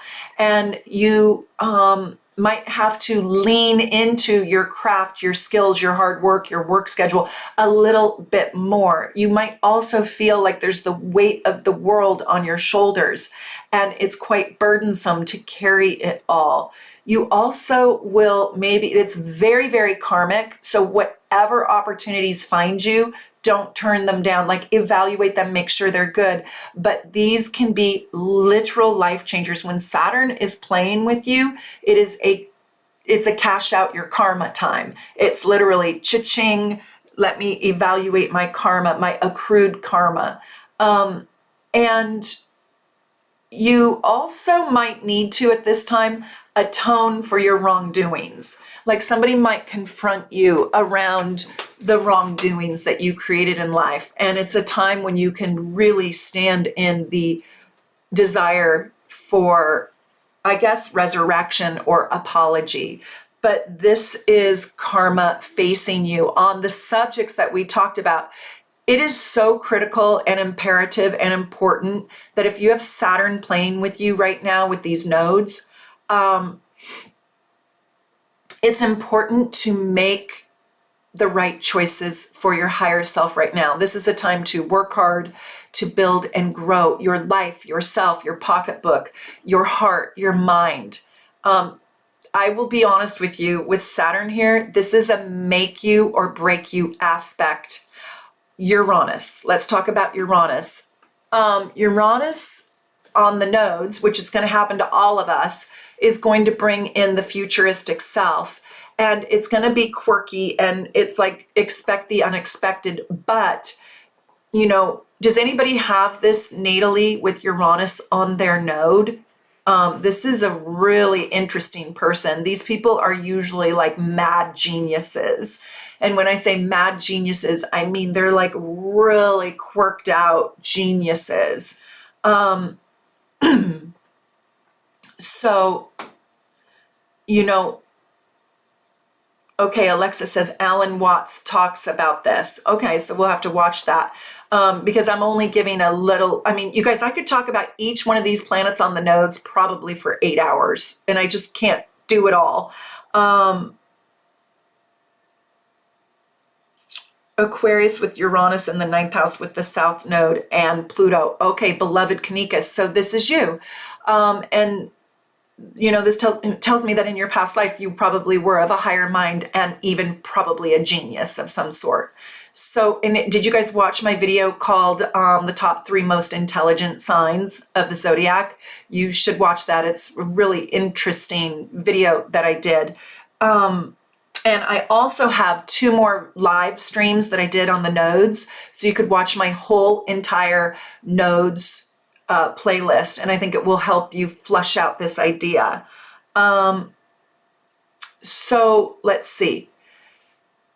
With this Uranus on the nodes or square to the nodes or in trine or sextile, there's a specialness. It's like your special quality that makes you uniquely you wants to shine. And it's what will help you create deep transformation in your own personal life. You have to be willing to be different. You have to be willing to put your uniqueness out there, put your differences out there, kind of be willing to go at it alone. And I also want to tell you that there's a real opportunity to reach other dimensions under this transit. Yes, I said that. I think we will also have contact with aliens, or we will see alien contact with us in the next 18 months. I also feel like there's a real opportunity for you to be a part of space travel or traveling to other dimensions, whether it's astro travel or real travel. This is sort of the higher octave of Mercury, so you can have such amazing knowledge, but it's knowledge that goes beyond what we currently know. So a lot of people don't believe you. You know what I mean? Do I have a lot of Aquarians here? Like a lot of people with high Uranus in their chart or Uranus conjunct Mercury. You're so far ahead that a lot of people don't necessarily believe all the things that you say. You can also be so spun out that you just don't even make sense. So that's kind of the shadow side to it. Like you have to hopefully have a good Saturn or a good Mercury in your chart, so you do have the data to back it up, so people can believe you. But sometimes this aspect creates such a quirkiness. Hopefully you have a good Venus in your chart too that's operating at a well where people can emotionally, and a moon, connect with you, so you have a good social EQ too, because this is a very high IQ placement that if you don't have an EQ to go with it, I don't know how to say it, but it's hard to get people to even connect into what it is you're saying, what it is you're teaching, what it is you're thinking. Oh gosh, I love you, Rebecca. Thank you for being here. And I'll give Teddy your hugs. He's so cute. He's right over there waiting for his walk. But I want to tell you, this is a time when you can have an enormous brilliance about you, and you can attract to you and have such massive, unique changes about your life that you become unrecognizable almost. Like your world, as you once knew it, is going to completely change. It is a complete shift, 180. So I will tell you that there's you're also a real leader in if you want to call it a revolution of change. And you are an instigator, you are forward thinking, you are here to, in the next 18 months, help us collectively, because Uranus is a collective planet, change humanity. So you individually will have massive changes, but you are also a change maker, like a king maker, but a change maker. And there's a brilliance about your mind. You're going to be getting downloads of massive brilliance. You might even be able to prophesize, see the future. The hard part about it is you might feel alienated, and you might feel like there's a loss of friends. You might feel like you lose your group, you lose your tribe, you lose your girlfriends, you lose your family. In this, you might feel like you lose Neptune. So there's big public exposure with Neptune on the nodes. And if you have Neptune on your south node natally, you come from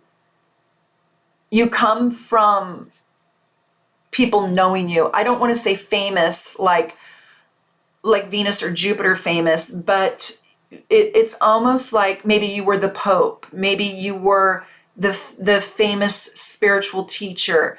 In some way, you were a well-known figure. Now, if you're Neptune, tell me if this is you. Tell me if this is you. If you have Neptune conjunct or square or trine or sextile to the nodes. Tell me if this is you, because this is so big. This is fate and destiny at a gargantuan level right now. Whatever happens to you in the next 18 months, it was already determined. This is sort of your karmic contract playing out. Now, I'm not saying that you can't alter it, change it. Of course, the way you react to it is going to create new experiences. But I want to know who has Neptune. Okay, so Neptune rising exact. Sonia, is that in Scorpio or Taurus or Leo or Aquarius? Because if the nodes are in relationship, okay, so Lucas has this, Neptune in Aquarius, which is going to square the nodal axis. This is a time when your destiny is going to be revealed to you, and the events in your life are very destined. So, I mean, a trip to McDonald's, if you have Neptune on the nodes or in relationship to the nodes, is a destiny moment, probably. I mean, I'm being a little funny, but it's like, take your life very seriously right now, because there's magic in it. There's magic everywhere. Neptune trine to the north node. Okay, good. Neptune, first house, Scorpio, Le Leona. Whoa, holy moly, guacamole. Neptune in Capricorn, Neptune in Scorpio. Okay. I think I have a quincunx. I love you, Amber. You got to go watch my quincunx video. It's called What to Do If Your Signs like are incompatible. It's a really good video. It's my quincunx video. Look for it. Look for it. Aquarius with Neptune. Neptune in Sag. Okay, so conjunct the transiting node in Scorpio and trining the natal north node in Pisces. Whoa, Susie. Of course, Susie's having that. So this is a very magical time for Susie. Oh my gosh, Sonia, Neptune, Scorpio, rising exact. Oh my God, we all have to know Sonia. Okay, you guys have this. And Lee has this on her MC. So you've got to do some work. Oh, Edna St. Vincent Millay is my favorite poet too. And I used her poetry in my wedding. I love her so much. Okay, anybody who has a quincunx has to watch my video called something like quincunx, or you could probably do quincunx on my soul navigation channel and it might come up. But I think the video is called what does it mean if my planets are not, or if my signs are not compatible. It's a really good quincunx video. I love you, Warren. 3 a.m. Let's tuck her in bed. She's in Bangkok. So you guys, this Neptune nodal axis is magical. It's spiritual. It is deep. It is profound. It is as big as the universe. It may feel like everything external is taking over your world and you have no time for self. It is very self-sacrificial. It gives and gives and gives and gives and gives and gives and gives and gives and gives. Trust me, I know this. I live this one. To everyone. So you have to take back your time for yourself. You may be asked, and I know if you have this natally, you were asked in a past life, but if you have this by transit, you may feel like you're being asked to sacrifice your personal life for the better good of others or the world. However, there is a fame and there is a spiritual fortune, a spiritual prosperity, which leads to material prosperity, as we know from Taurus.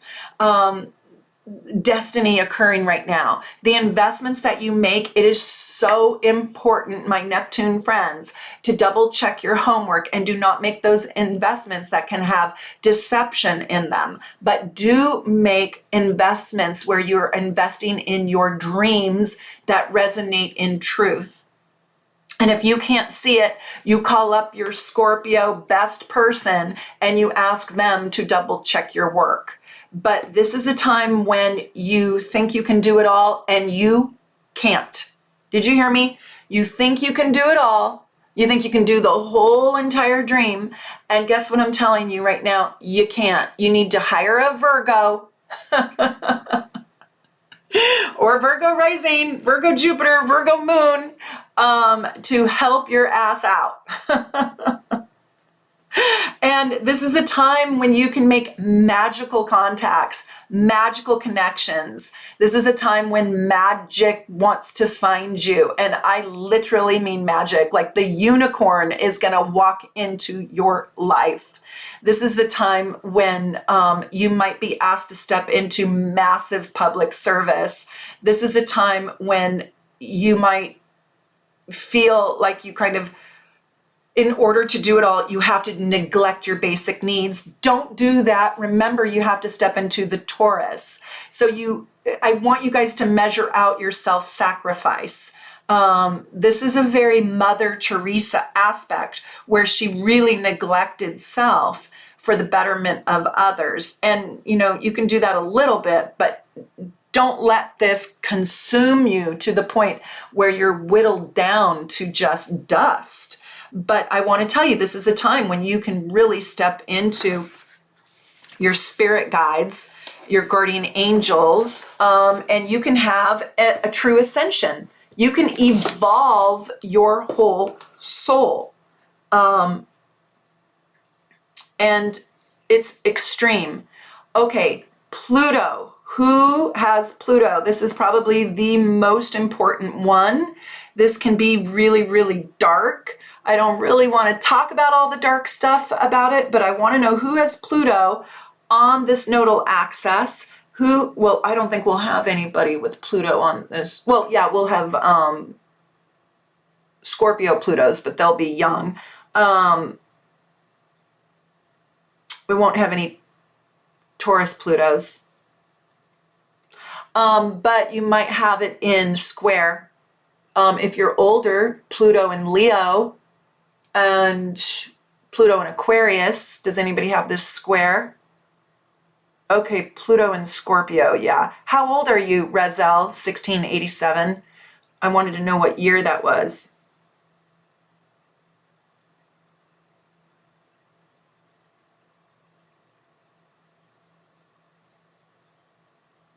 Okay, a lot of Pluto and Scorpios. Okay, a lot of Pluto and Scorpios. Oh my God. Pluto and Scorpio, that's the most popular age. How old are you guys, Pluto and Scorpio?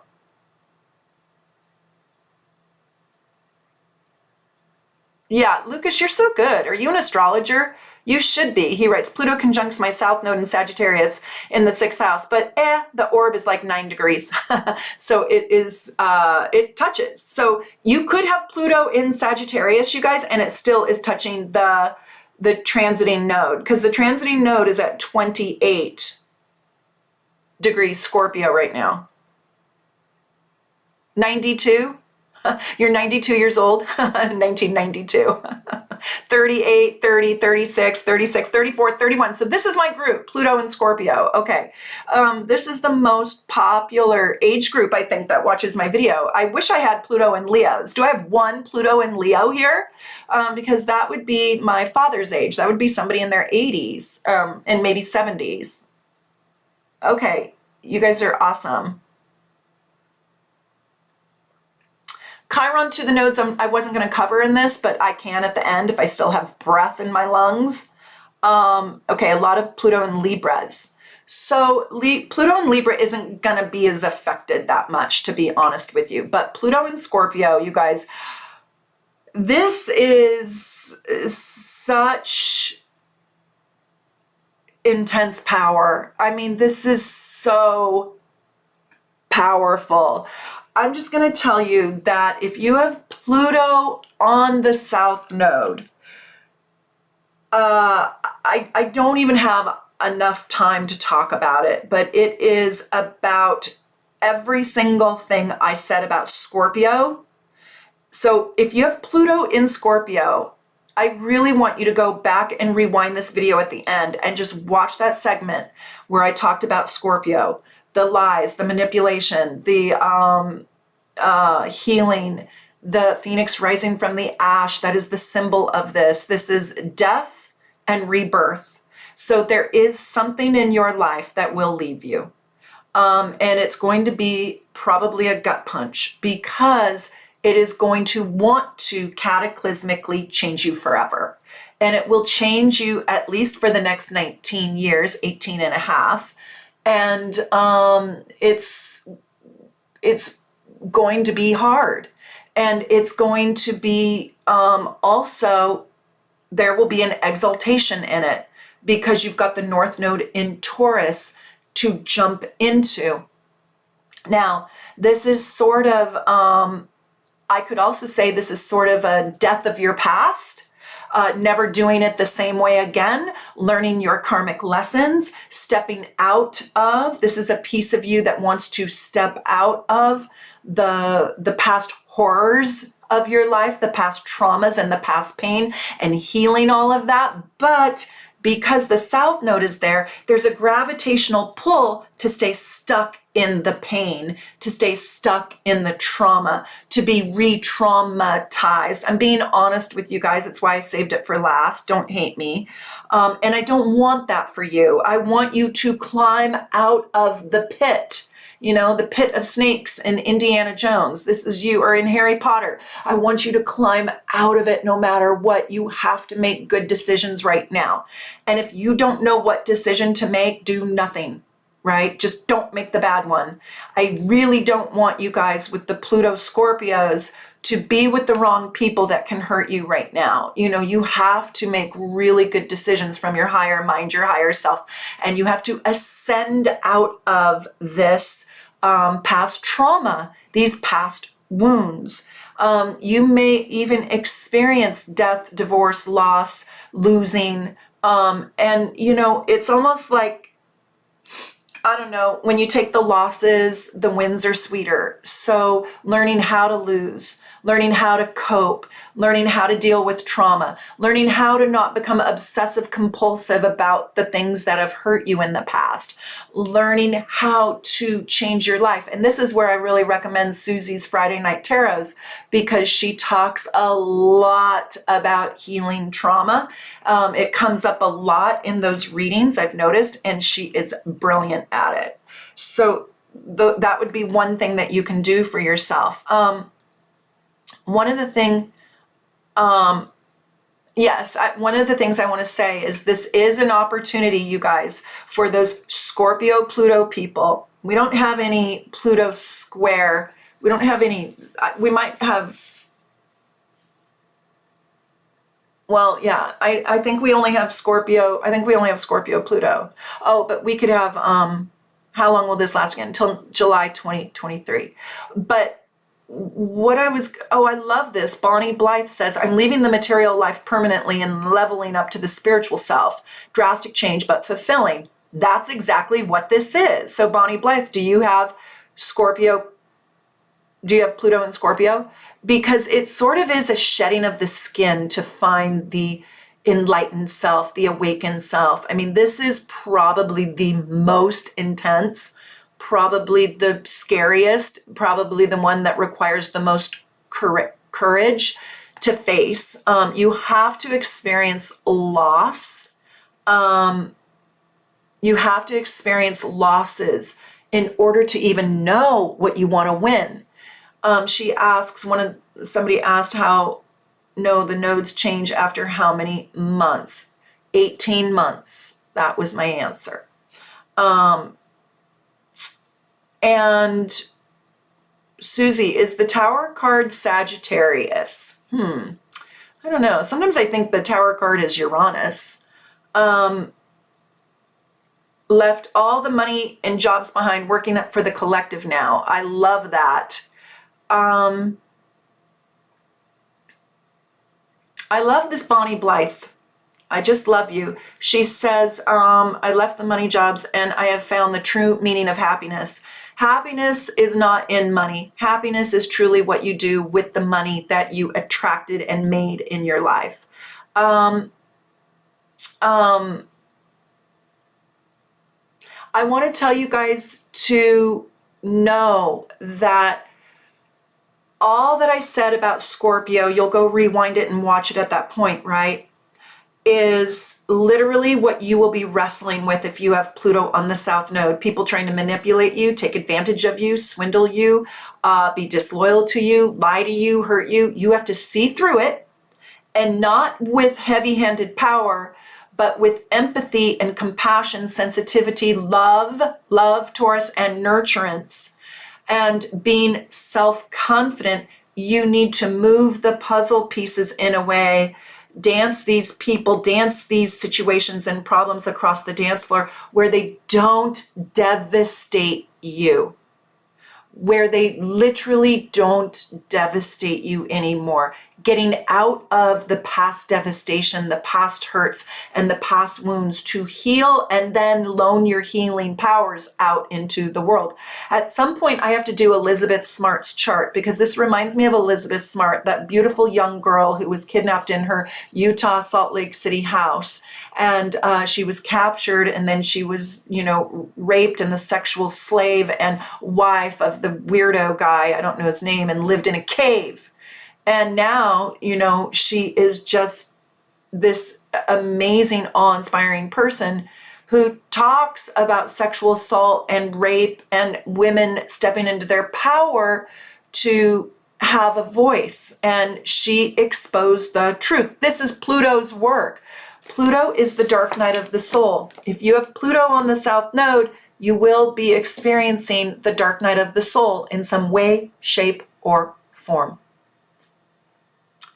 So I want to just quickly run through the houses, okay? This is going to take 35 seconds. Then, if you guys want to right now ask me a personal question, you can do so. And I am accepting super chats right now. If you would like to contribute to my channel and,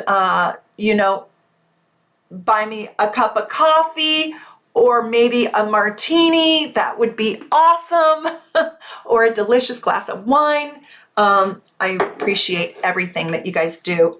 So let me just tell you, if you have your nodes in the first house, and I have 2 videos on this, I've done them live.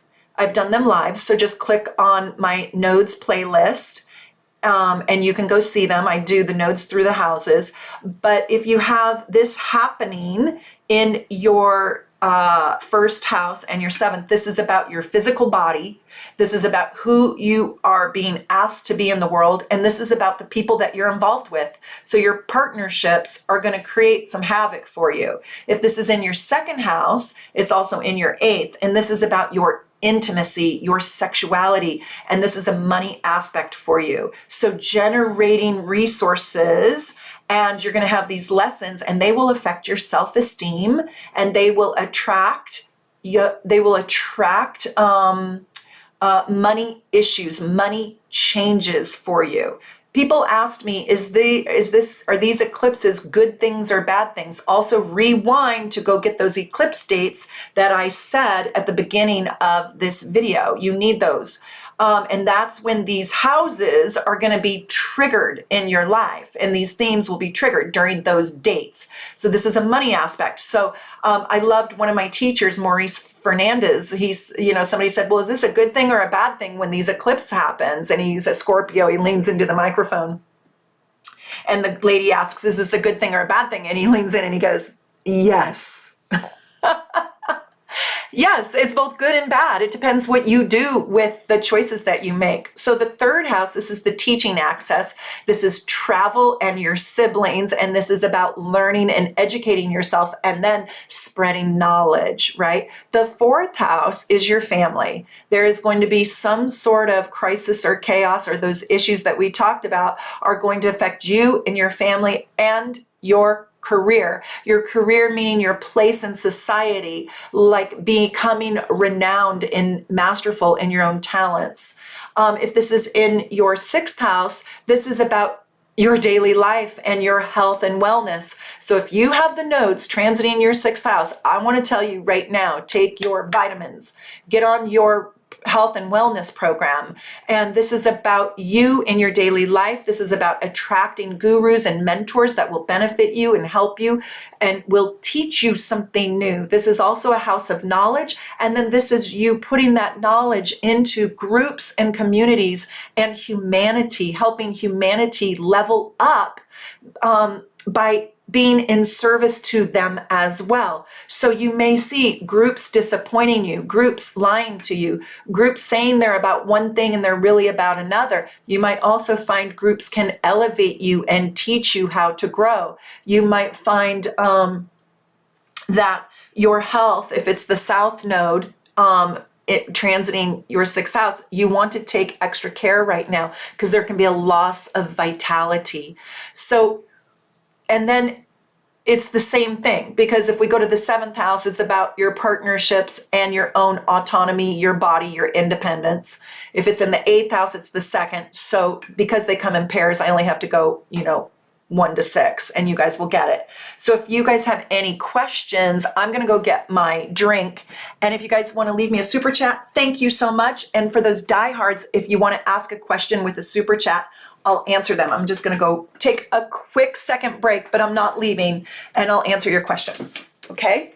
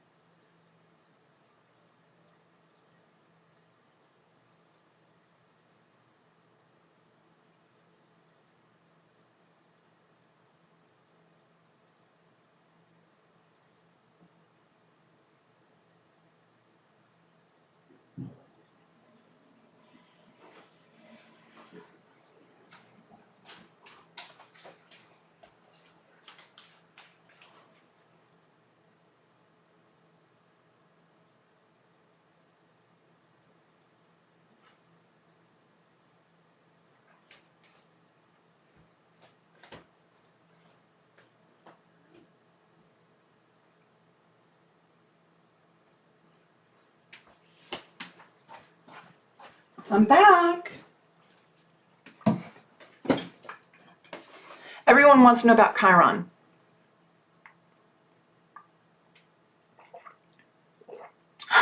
Also, I love you. Susie says, everyone wants to know about Chiron. I also love you, and this gets you 5 whole boxes of wine, the good kind with the spout. What, Susie? Oh my God, you are so stinking sweet. She just gave me $50.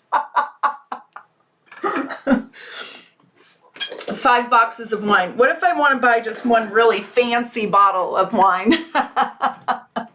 Maybe I'll buy the boxes. Okay, well, Jan, she asks, what did I say about the 8th house? Well, the 8th house is the same as the 2nd house because it runs on an axis. So that's the money axis. Heather Morris, yay, you're back. Okay. Oh, I missed the 5th house. Oh my God, Jacqueline, thank you. Do you have Virgo in your chart? You're a really good listener. Thank you. I did miss the 5th house. So if this is happening in your 5th house, it can mean a lot of things. It can mean your self-expression, your creativity, but really this house belongs to the sun. So this is another house about you, you, and you. This could be massively about your children. This can be about who do you want to be. This can have,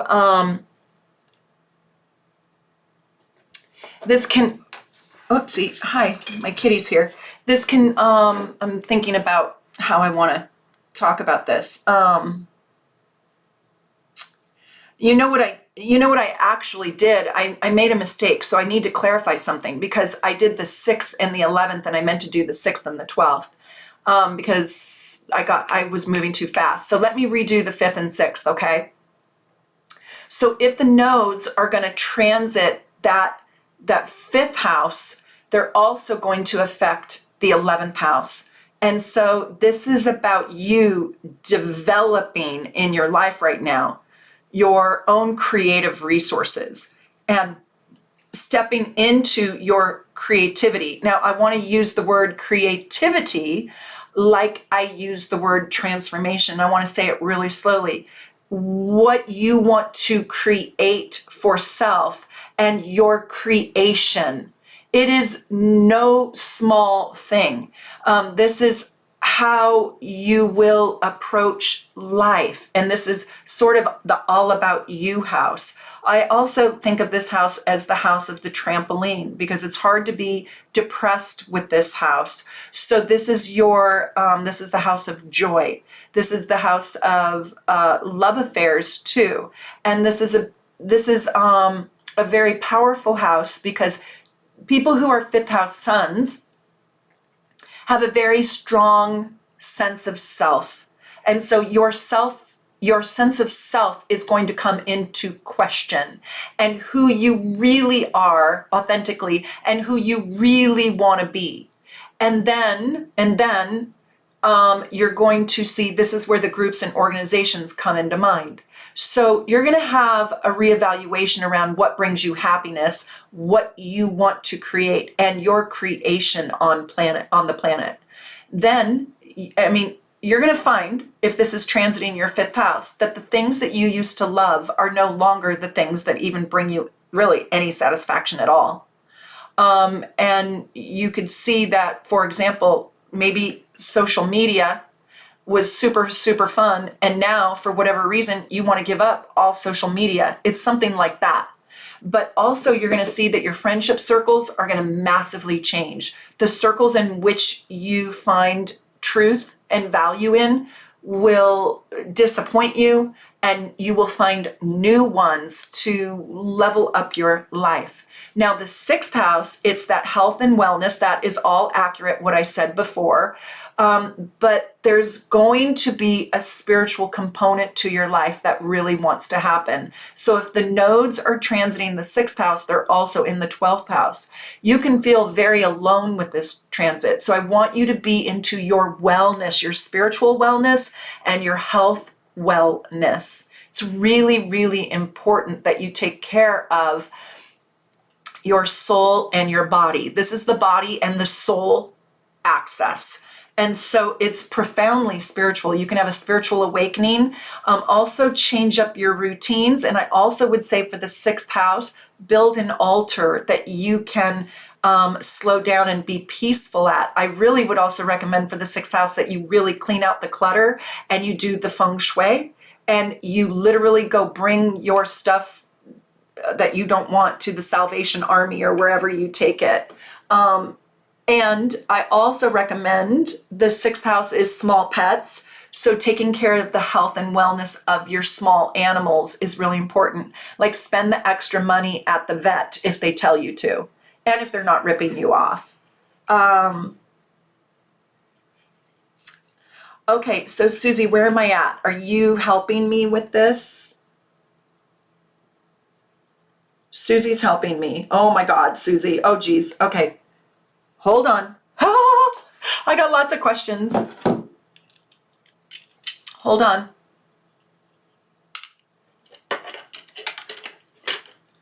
Okay, this first question. Would this feel like being out of sync with your body, having out-of-body experiences? Okay, that's from Rachel. What does she mean by that?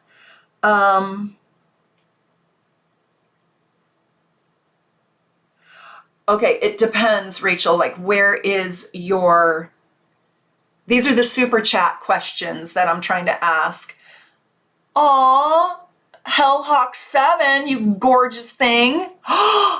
You just gave me $49.99. I love you. Mwah, thank you so much. I am so grateful, you guys. I really appreciate.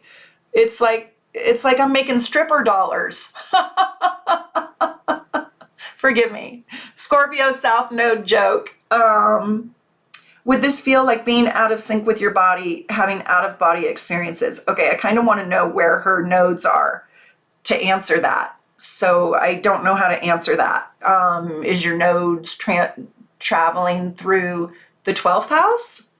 I would say that that's very 12th house. That could be Pluto, but that would definitely be Neptune in relationship to the nodes, would be out-of-body experiences and dreamlike states. I would definitely say that that is Neptune working with your nodes. Okay, let's see. And thank you for the $5, Rachel.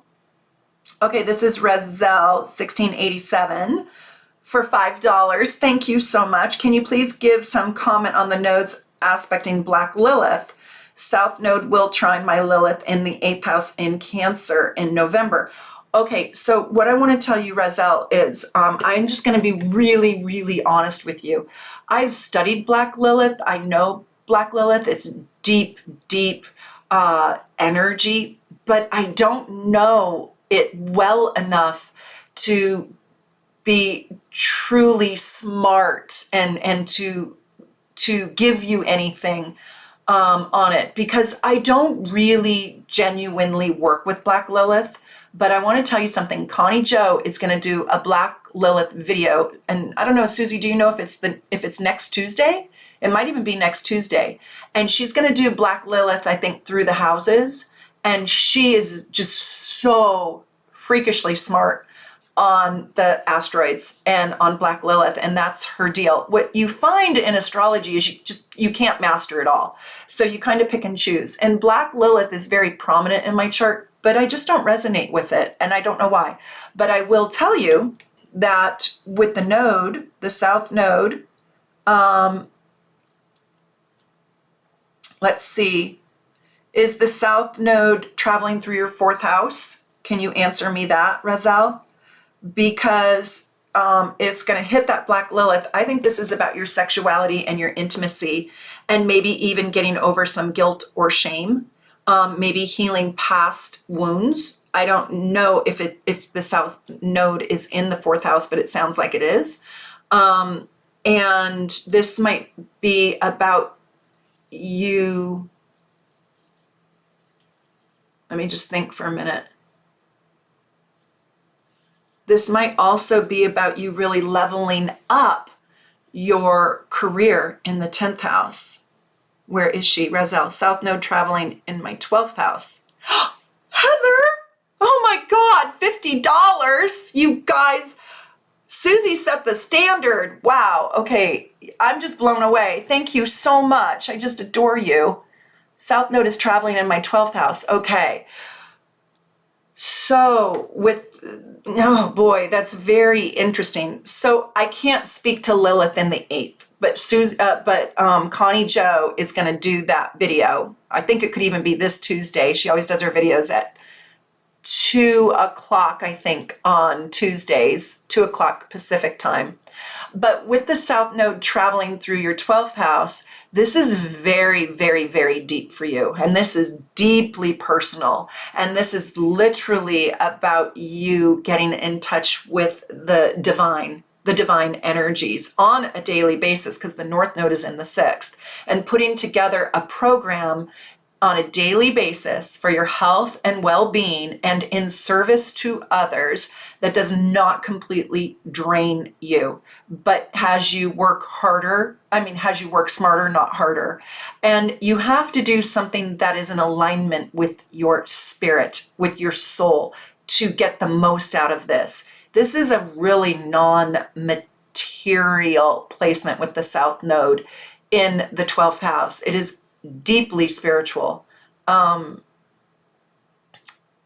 is very deeply spiritual. And I think intimacy, and with the South node in trine, it means the North node is in sextile to Black Lilith. And I know that that is like intimate, a lot of feminine, intimate power.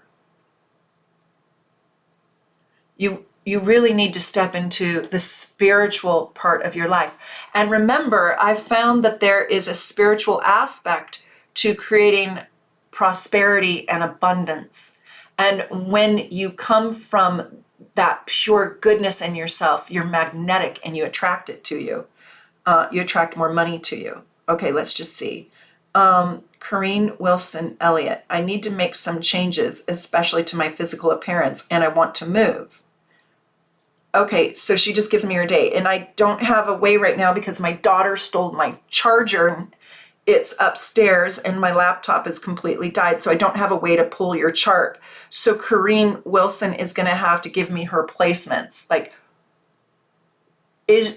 are your nodes in conjunction or square to any of the planets? What signs are your nodes in and what houses? So I can't answer that question. 1124, so you're a Sagittarius. That's nice. So Charlene, Sun in Scorpio, Taurus ascendant, woo, Aqua Moon, oh my God. I find it hard to share my knowledge. Any advice on how to move past visibility issues? Sun in Scorpio, Taurus ascension, and Aquarius moon. Okay, so this is for Charlene, 5 pounds. Thank you so much. What I want to tell Charlene, and maybe she can answer me here. Hold on. Okay, well, Corrine, I can't switch my screen because I have to read the chat, so I don't have a way to pull your chart up. So you have to tell me what your placements are, because sadly, my laptop doesn't work. It's dead. Yeah, because my daughter left me high and dry because we're sharing a charger, and I can't pull it up on this screen because I need the screen to read. So Charlene, this is what I would say. Where is Venus in your chart? You need to know where Venus is in your chart, because Venus is going to be a big outlet for you because it's the ruler of your whole entire chart. And I also kind of want to know, Charlene, how old are you? If you're not yet 36 years old, this is common. But if you are over the age of 36 years old, then we really have something to work on. So hold on. Is she here talking to me?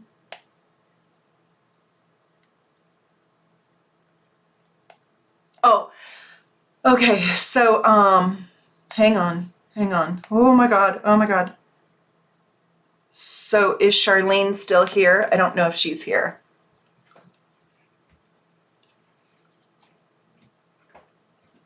I don't know if she's still here.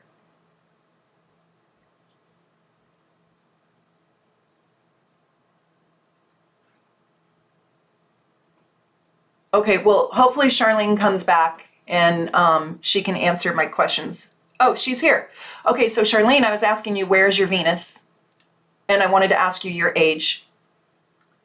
And while she's writing, I'll go back to Karen Wilson. So she has Gemini rising. Okay, that's good. Virgo, Moon, Pluto and Virgo. Okay, that's good. Mercury and Sag. Venus in Libra. This is an excellent time for you to move. This is great. I mean, you have all positive aspects to the nodal axis. This is fantastic time. You said you want, and this is a great time for you too. I mean, Venus is out of retrograde, so now you can do any kind of thing you want to do. You want to make some changes to your physical appearance, absolutely, and move. I cannot recommend you moving fast enough. I mean, and I would go during a time, I would probably go in March. I might even go on one of those eclipses. So this is a big positive year for you, and a move would be fantastic. Gemini risings, you know, I support Gemini rising moving as much as they want. And you've got Sag in the 7th house. You might want to do a reading with Connie Joe on a relocation chart if you don't know where you want to move to yet. So you can pick something that has a gorgeous relocation chart for you. And then just pick a good day and time. I hope you have my void of course. This is for Karen Wilson.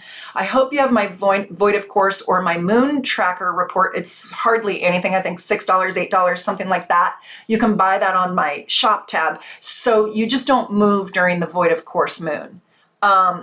And so you'll want to look those dates and times up, and you'll want to have access to that. I recommend that for every single person. You guys, it's $8. You get the whole entire year. You can mark down on your calendar when the moon is void of course, and that's, you don't want to have surgery during a void of course moon, and you don't want to sign any contract or make any purchase or move on a void of course moon, because nothing will happen. It won't be good for you. And if you guys didn't watch my moon series, I'm almost done with it, but watch the first 2 videos in the moon series where I tell you about the moon phases, and I talk a lot about the void of course moon. But right now, this is a fantastic time for you. You're planting absolutely gorgeous seeds. You don't have a lot of conflict with these nodes, Karen, so it's really easy blessings for you. Okay, let's see if Charlene wrote me back. Charlene, oh my gosh. Ooh. Did Charlene write me back? Oh, Venus in Libra in the 6th house, conjunct Pluto, and she's 41 years old. Interesting. And she has a hard time with letting her knowledge out. I think, this is Charlene, and she's Sun in Scorpio, Taurus Ascendant, Aqua Moon. Girl, you got Venus in Libra. So that Venus in Libra in the 6th house. Okay, so that Venus in Libra in the 6th house, I think that's what you told me. Yes, that is your chart ruler. You're 41 years old. It is time. This is called take a risk. Taurus and Scorpio are held back, and now we put Venus in the 6th house of being perfect. So you have a relationship with wanting the facts and everything to be perfect. Like, I wanted to be perfect today. I wanted to have this whole entire video perfect. I worked on it a really long time. I can't just talk off the cuff. I have to know what I'm going to say, and I have to prepare probably 6 hours to do a video like this. This is a 3-hour video. It took me probably 6 hours to prepare for it. Because I can't just, I don't know, I'm not a spontaneous talker like that on such a deep subject. So I understand that, but I think that 6th house is kind of holding you back a little bit because it's in Libra, but it's in Virgo's house. And so, and I also want to tell you that Scorpio is very measured, Virgo is very measured, that's the 6th house. And then Libra is just genius. I mean, my God, you have Venus in Libra. I want you to go watch, please go watch my entire Libra playlist. Watch all of it. It will give you so much confidence, and that's your chart ruler. And then you've got, you know, Taurus rising. It's no small thing. This is going to be a cataclysmic year for you because the nodes are crossing your ascendant and your descendant.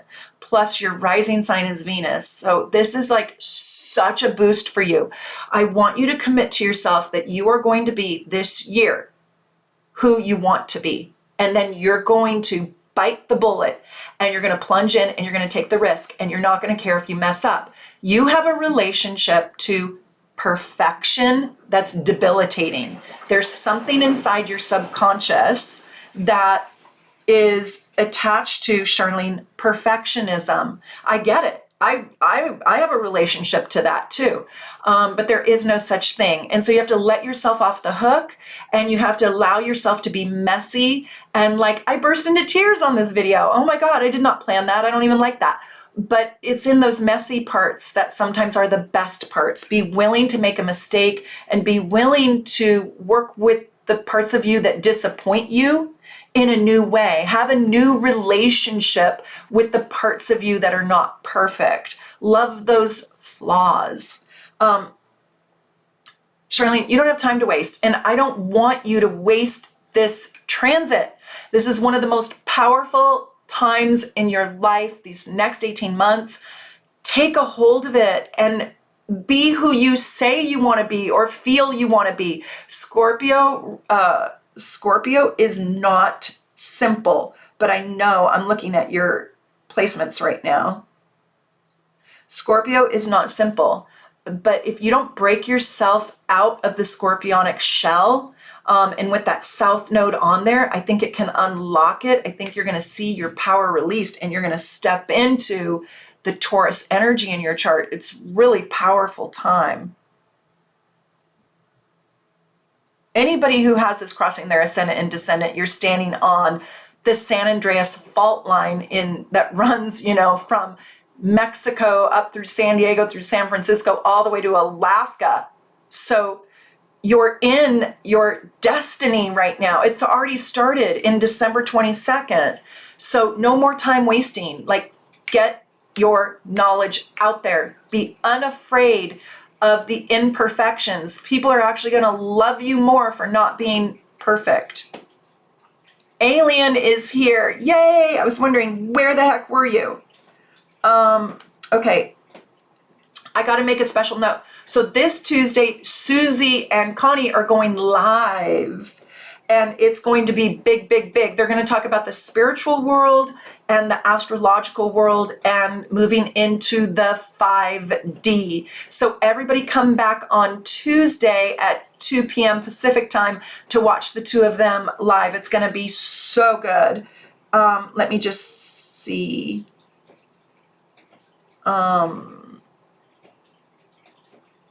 Melissa. Hi, Melissa.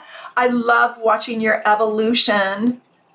I'm friends with you on Instagram, and I love everything you're doing. Watching your transformation is amazing, Melissa. If you have the guts, tell everybody what you're doing. It is so cool. And give your Instagram handle out, because this community is so supportive, and everybody follow her. She's amazing.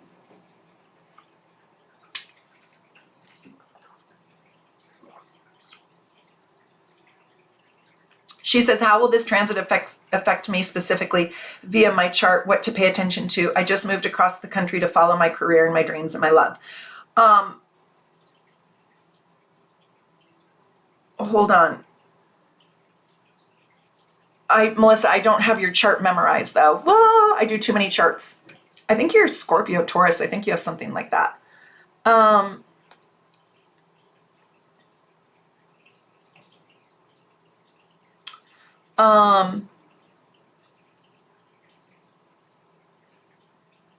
Where's Melissa? I don't have Melissa's chart off the top of my head. And you guys now, Brittany's answering she's creating all the charts. I hope you guys are all super supporters, but so I don't even have them in a database. So you have to send me your info. Oh, thank you. You love my cherry blossom tree. That's part of my feng shui.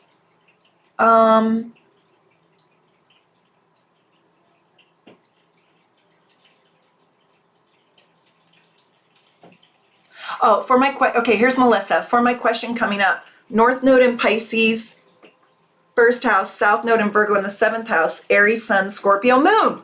Oh my God. So, and leave your handle on here. Tell everybody that they can follow you on Instagram, Melissa. It's so fun watching you. This is such a big, beautiful time for you if you follow your heart. Why? Because you have a Scorpio moon. So the South Node is on your Scorpio moon, and you have an Aquarius ascendant. And so it's going to affect your rising sign. And with the North Node in Pisces in the first house, that's in a trine to the Scorpio, and it's a sextile to Taurus. And the South Node in Virgo in the 7th. Girl, you are stepping into so much power. And it's a little bit, I won't say it's easy. It's not necessarily easy. And the work that you're doing is really hard. And you really had to leave a lot behind to embrace your dream. But if it fills up your heart, you're in the right place, and universe is going to support you. And this is about your place, and this is about your own independence and leaving behind the 7th house, needing approval of other people, you standing in your heart center, and you coming from your heart. And that's what's going to generate fame, fortune, and most of all, happiness.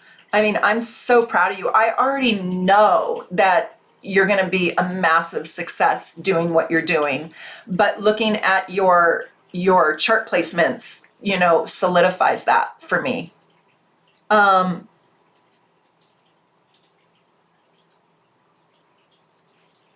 Okay, so is there anyone else? Let me see. Did I miss anyone? Oh, you guys asked about Chiron. If you have this in relationship to Chiron, it's a time where you can be, it's like old wounds can open up, but to heal again. It's a very healing place, but it is also where you can receive sort of arrows to the heart. So it's the wounded healer. It's very, very deep. And it is also very karmic because it is a time when you can be a great healer in your life and in the life of other people. If you have the nodal axis in relationship to Chiron, and you also have, say, the Sun or Saturn there, well, this could be healing your relationships with men or your father. If you have the nodal axis in relationship to Chiron, but it also is dancing with the moon, well, that's your mother relationships or your children relationships or your relationships with women can heal. If you have it in Chiron in the 6th house, that could be your coworkers. If you have it in the sign of Gemini, that could be your siblings, or the 3rd house, it's your siblings. So you kind of, with Chiron, to get the whole story, you have to see what is this Chiron interacting with, because that will show you which wound you're actually bringing up again to heal again. Okay, so, okay, here's Joanne. I'm so sorry, Joanne. Hi, Susie. I'm wondering, is Joanne still here? And thank you, Zavia, for the $5 super chat. You are so sweet. If you want to tell me your placements, that would be great, because I don't have them. Maybe they're way far up. I don't know. Oh, I'm overwhelmed. But if you can tell me, I want to know what to look out for during this nodal time. You probably need to tell me your rising sign, where you have Scorpio and Taurus, and what your nodes are, and in what houses. Okay, good. And thank you for putting it there. Hopefully I'll find it. I got to go back to Joanne. I'm wondering, in having my south node on my rising sign might make it harder to move out of it and towards my north node. I am deep in my gluttonous Taurus. Having my south node. Oh, okay, so Joanne, I guess I want to understand. Here's Joanne. I'm an Aquarius 11th house, 1st house Taurus. 1st house Taurus. And Taurus and Scorpio 7th house, Venus 9th house Capricorn. Joanne, this is actually really good for you, because you are having the North Node in your 1st house, and the North Node is going to cross your ascendant. And so getting out of people-pleasing 7th house or bad partnerships or relationships that bring you down, and you doing you, girl. You're going to do you. With Venus in the 9th house of Capricorn, you probably need to travel, meet foreigners, eat foreign food. You probably have to really reestablish your belief system. Like, what do you love, Joanne? Like, love a belief system. Love your belief system. Believe in the things that you love. That is your guide with that Capricorn placement. And Venus, the ruler of your whole chart, is in the 9th house. If you're self-sabotaging by not living out your belief system, it will bring you down. Also, make sure you don't have a codependency on partners or people, or they're not codependent on you. And this is a time for you to do you, and for you to make changes to your body and your life and how you show up in the world. This is a time for you to really kind of tackle a power inside of you and to embrace peacefulness, a new money access for you, like a new way to earn money. You have a lot of money power in this chart with Venus and Capricorn in the 9th. That's a gargantuan amount of money. And you could make money through travel or foreign affairs, and it can really affect your whole outlook on life. This also is a really good time for you to do anything physically to yourself if you want to make changes. Venetian changes. And so this is a power time for you. And there's a lot of joy in this for you. Okay, here, I got to get back to Zavia. Oh my God, I got to do this. Whoa. Let me make sure I can do this, Zavia. Okay, she wanted to know what's happening. She's a Libra sun in the 7th house. Okay, so that means you're Aries rising. Oh, you're Libra sun in the 7th and you're Aquarius rising?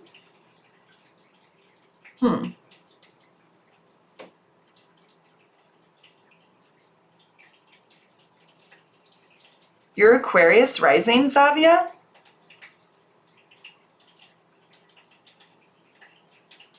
Not Aries rising?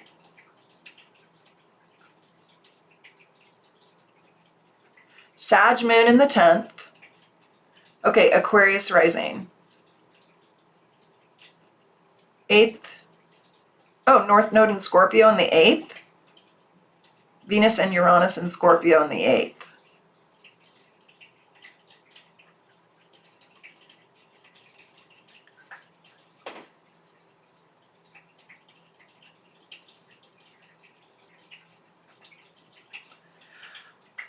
Okay, so this is Zavia. So rising Aquarius, Venus in Scorpio, North Node Scorpio.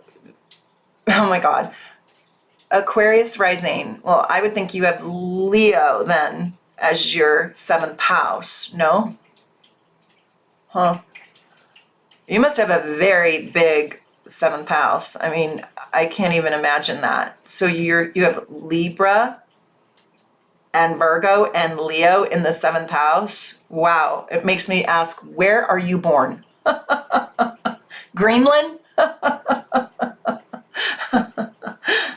How can you be Aquarius rising and have Libra in the 7th? I mean, that's like 3 signs away, unless you're like a 0 degrees Aquarius or something. I don't know. That's a really crazy chart. But okay, I'll go with your placements. So,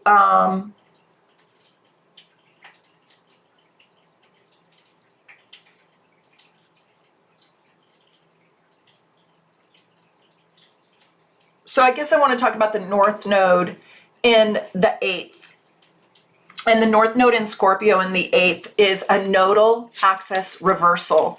So it doesn't much matter. Yeah, Zavia, she has a Virgo interception. So she does have all those signs. I mean, that's crazy. And your sun is 5 degrees. Okay, it can happen. That's just very, very rare. So, I mean, that is a very rare chart, Zavia, and I really recommend you get a reading for sure, because that chart is so unique. Where were you born? What country? Anyways, what I would say is that 8th house is being lit up, and so is the 2nd. So this is a time for self-esteem and self-confidence.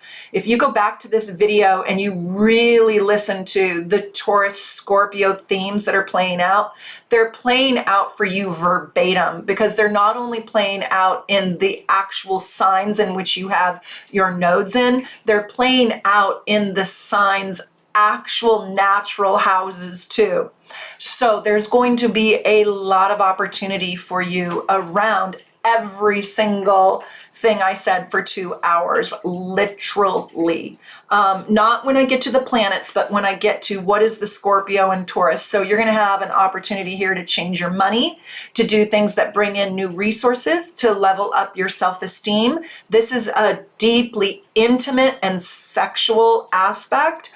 So you might rediscover your sexuality or discover new things about the sexual expression of yourself. You might also see that this is a time in your life where you're going to develop a deep patience and an ability to really honor your own needs and do you in a way that brings you self-esteem and self-confidence. This is a time when you're going to be you're going to probably lose friends that are not loyal to you, because you're going to overvalue loyalty. This is a time when loyalty is out and about, large and in charge. And this is a time when planet Earth and your own earthly structure and foundation is absolutely critical for you to invest in. I don't know if you already own your own home or if you're saving for one, but living in a home that brings peace to you. So really, you are the quintessential verbatim, word for word of what I said, not only because you have the Scorpio Taurus access, but you have it in the 2nd and 8th house. So it's literally a book written for you, literally, more so than me. I have the same nodal axis, but I don't have it in the 2nd and 8th. So you have it tenfold because you, and I understand, you know, I mean, and you've got the North Node in Scorpio in the 8th. I mean, this is very intimate and very, very, very deep for you. Your whole entire life wants to change when it comes to self-esteem, self-confidence. Who do I want to be? How do I want to earn my money? Who do I want to sleep with? Who don't I want to sleep with? Who do I want to be intimate with? And my relationship to not only my earth, my world, my office, you're the one that needs to have white walls right now, right? Like purify, purge, and be very steadfast in building the environment that supports you. Okay, so you own your own home, so purge it out. Seriously, go on feng shui cleaning right now. And you have a very unique chart, especially because you were born in the USA. I mean, it was very, very, the makeup of it is so unique. So I really highly recommend you dig deeper into astrology because you have a very unique imprint. And Aurora too. Okay, so this is for you too. This is for anybody who has the Taurus, Scorpio. It doesn't matter, South Node, North Node in the 2nd and the 8th house. This is like pure. This is like pure, pure, pure, pure energy. Okay, so this is for well, Rachel, but you have it Leo Aquarius, which is still very impactful because that is a square. But they've got Taurus Scorpio in 2nd and 8th. You have the square happening, Rachel, with Leo in Aquarius. No small thing. They have it right here, and you have it in square aspect. Okay, so I got one more. So this is big time. This is also a forgiveness time for you, Zavia. So opening up those wounds and healing them. Again, I really recommend Susie's Friday nights tarot because, I mean, she does, we could just say, yeah, Susie's doing tarot. It's not that. The tarot that she does is so massively healing. I think she cries every video, every time. Okay, sorry, Susie. You're amazing. There's one more question.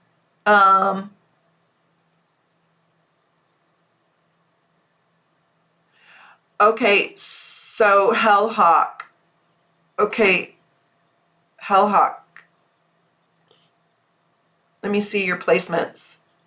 So what happened last May 7th? Oh my gosh, I wish I knew. The sun was in Taurus. I'm sure something massive happened. Now, sun.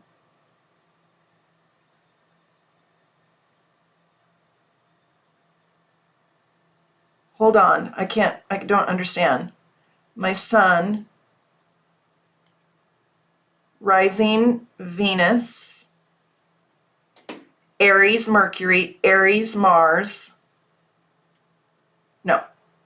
Venus in Aries, Mercury in Aries, Mars in Gemini, Jupiter in Taurus. So, oh, my superstar super supporter. Oh, I love you. Okay, so I need Hellhawk here. Posted 3 times, CC chart placements. Oh my God. Well, I got to go up and try to find them. Sun in Taurus, Virgo rising. Oh my gosh. Every time somebody writes, it pushes it up. So Hellhawk, forgive me. I can't, you know, every single time somebody chats me, Sun in Taurus, Virgo rising, my pad is not hitting. Okay, well, I don't know May 7th. I don't have that date memorized, but I'm positive we could look at it and totally figure it out.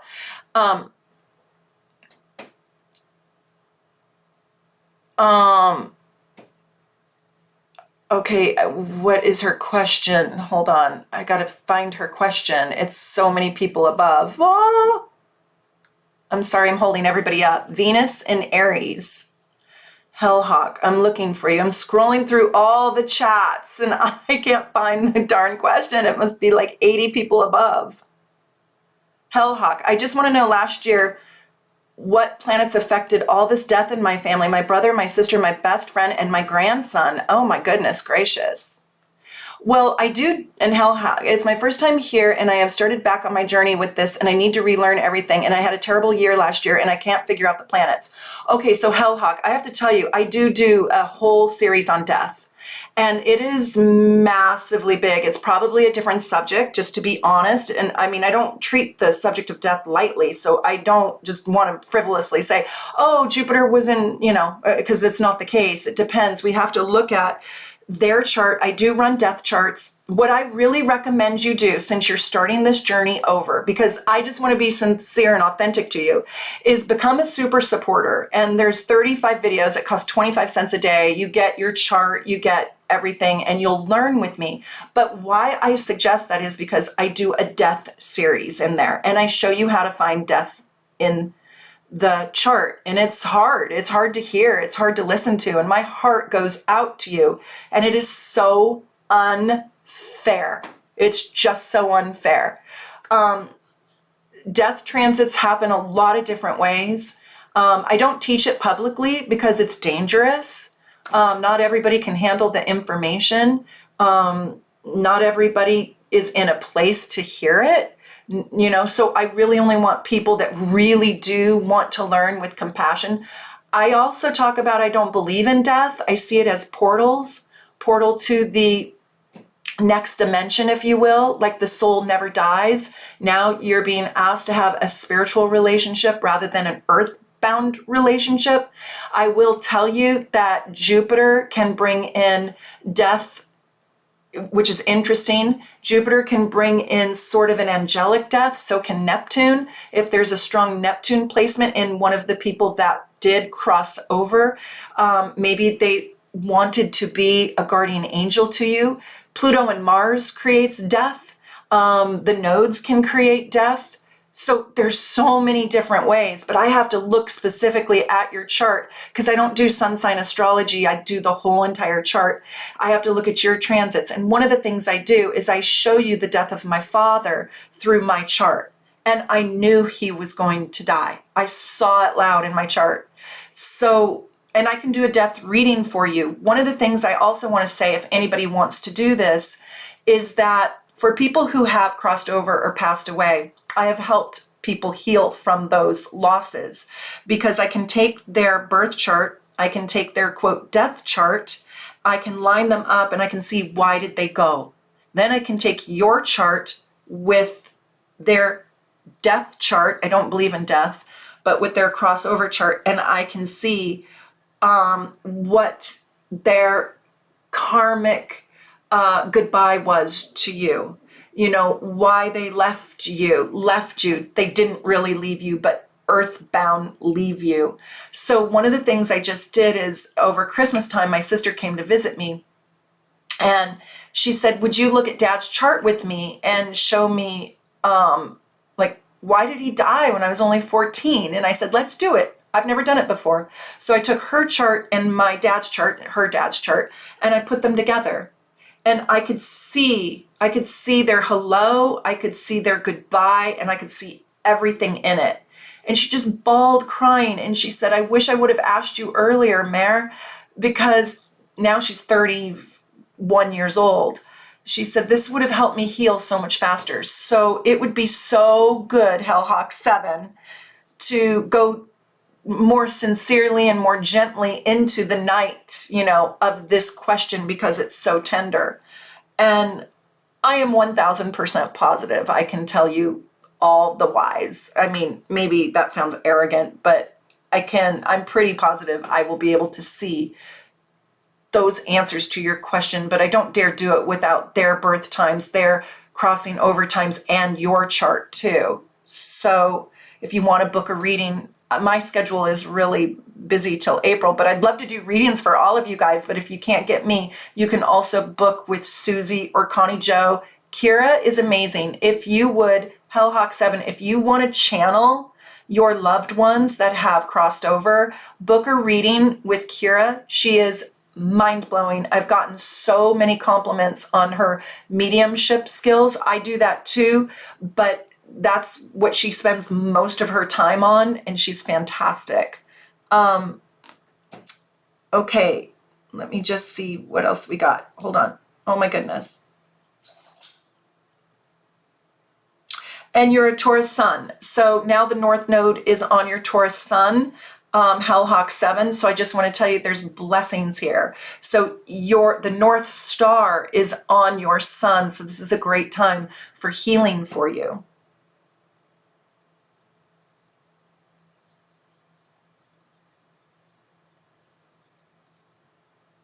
Okay, La Leona, $500. What does Jupiter and Taurus in 0 degrees mean? Scorpio rising North Node in the 12th house, Taurus South Node in the 6th house.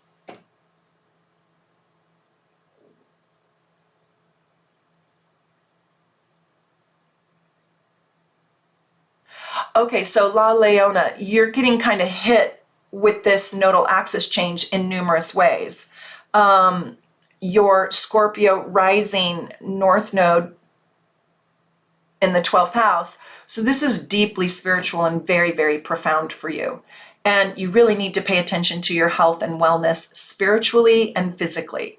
The Taurus South Node in the 6th house is asking you to really get in touch with the spiritual, yes, because of the 12th house, but now implement it in a daily routine. And this is you cleaning out the clutter in your body and in your home and in your job and in your work. And this is also kind of a spiritual and pragmatic money access line for you. I also want to tell you your moon in Aquarius in the 4th house, along with Venus in the 4th house in Aquarius, there is something here about your family, and there might be changes in your family, and you might need to change your relationship with your family. So you've got the spiritual aspect, you've got the daily routine and your pets, take care of them, your health and wellness, and attracting new mentors and gurus and people who are smarter than you, truthfully. Don't know if there are very many that are, but really attracting to you people that you can trust and learn from. That's the 6th house as well. And then there's probably going to be real opportunity for healing and growth with your family, because you've got that moon in the 4th house. And so there might be something kind of emotional about the 4th house and really leading with love. I think that you can really heal some mom or mother or female issues right now with the moon there. That's very critical. I hope that helps you. I think that this is going to be massively important year for you. Really massively. Okay, I'll just do this one last and then I'll head off because, oh my God, it is almost 1:30. I've been doing this since 9:30, 10:30, 11:30, 12:30, 4 hours, you guys, I have to go.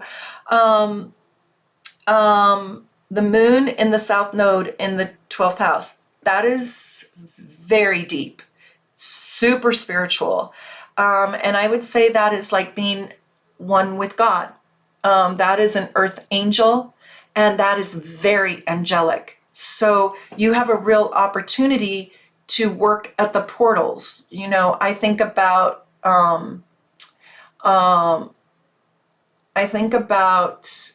a doctor that delivers babies for a living. They are literally at the earthbound portal of the spiritual world. So the baby and the soul, the body and the soul are in the womb, and the soul descends into the body, not right when it's born, later, 6 to 9 months, and then it comes out. And where did this soul come from? And right? It came from spirit or source. And so when the doctor delivers the baby, it's like she's standing in the 6th house receiving the 12th house.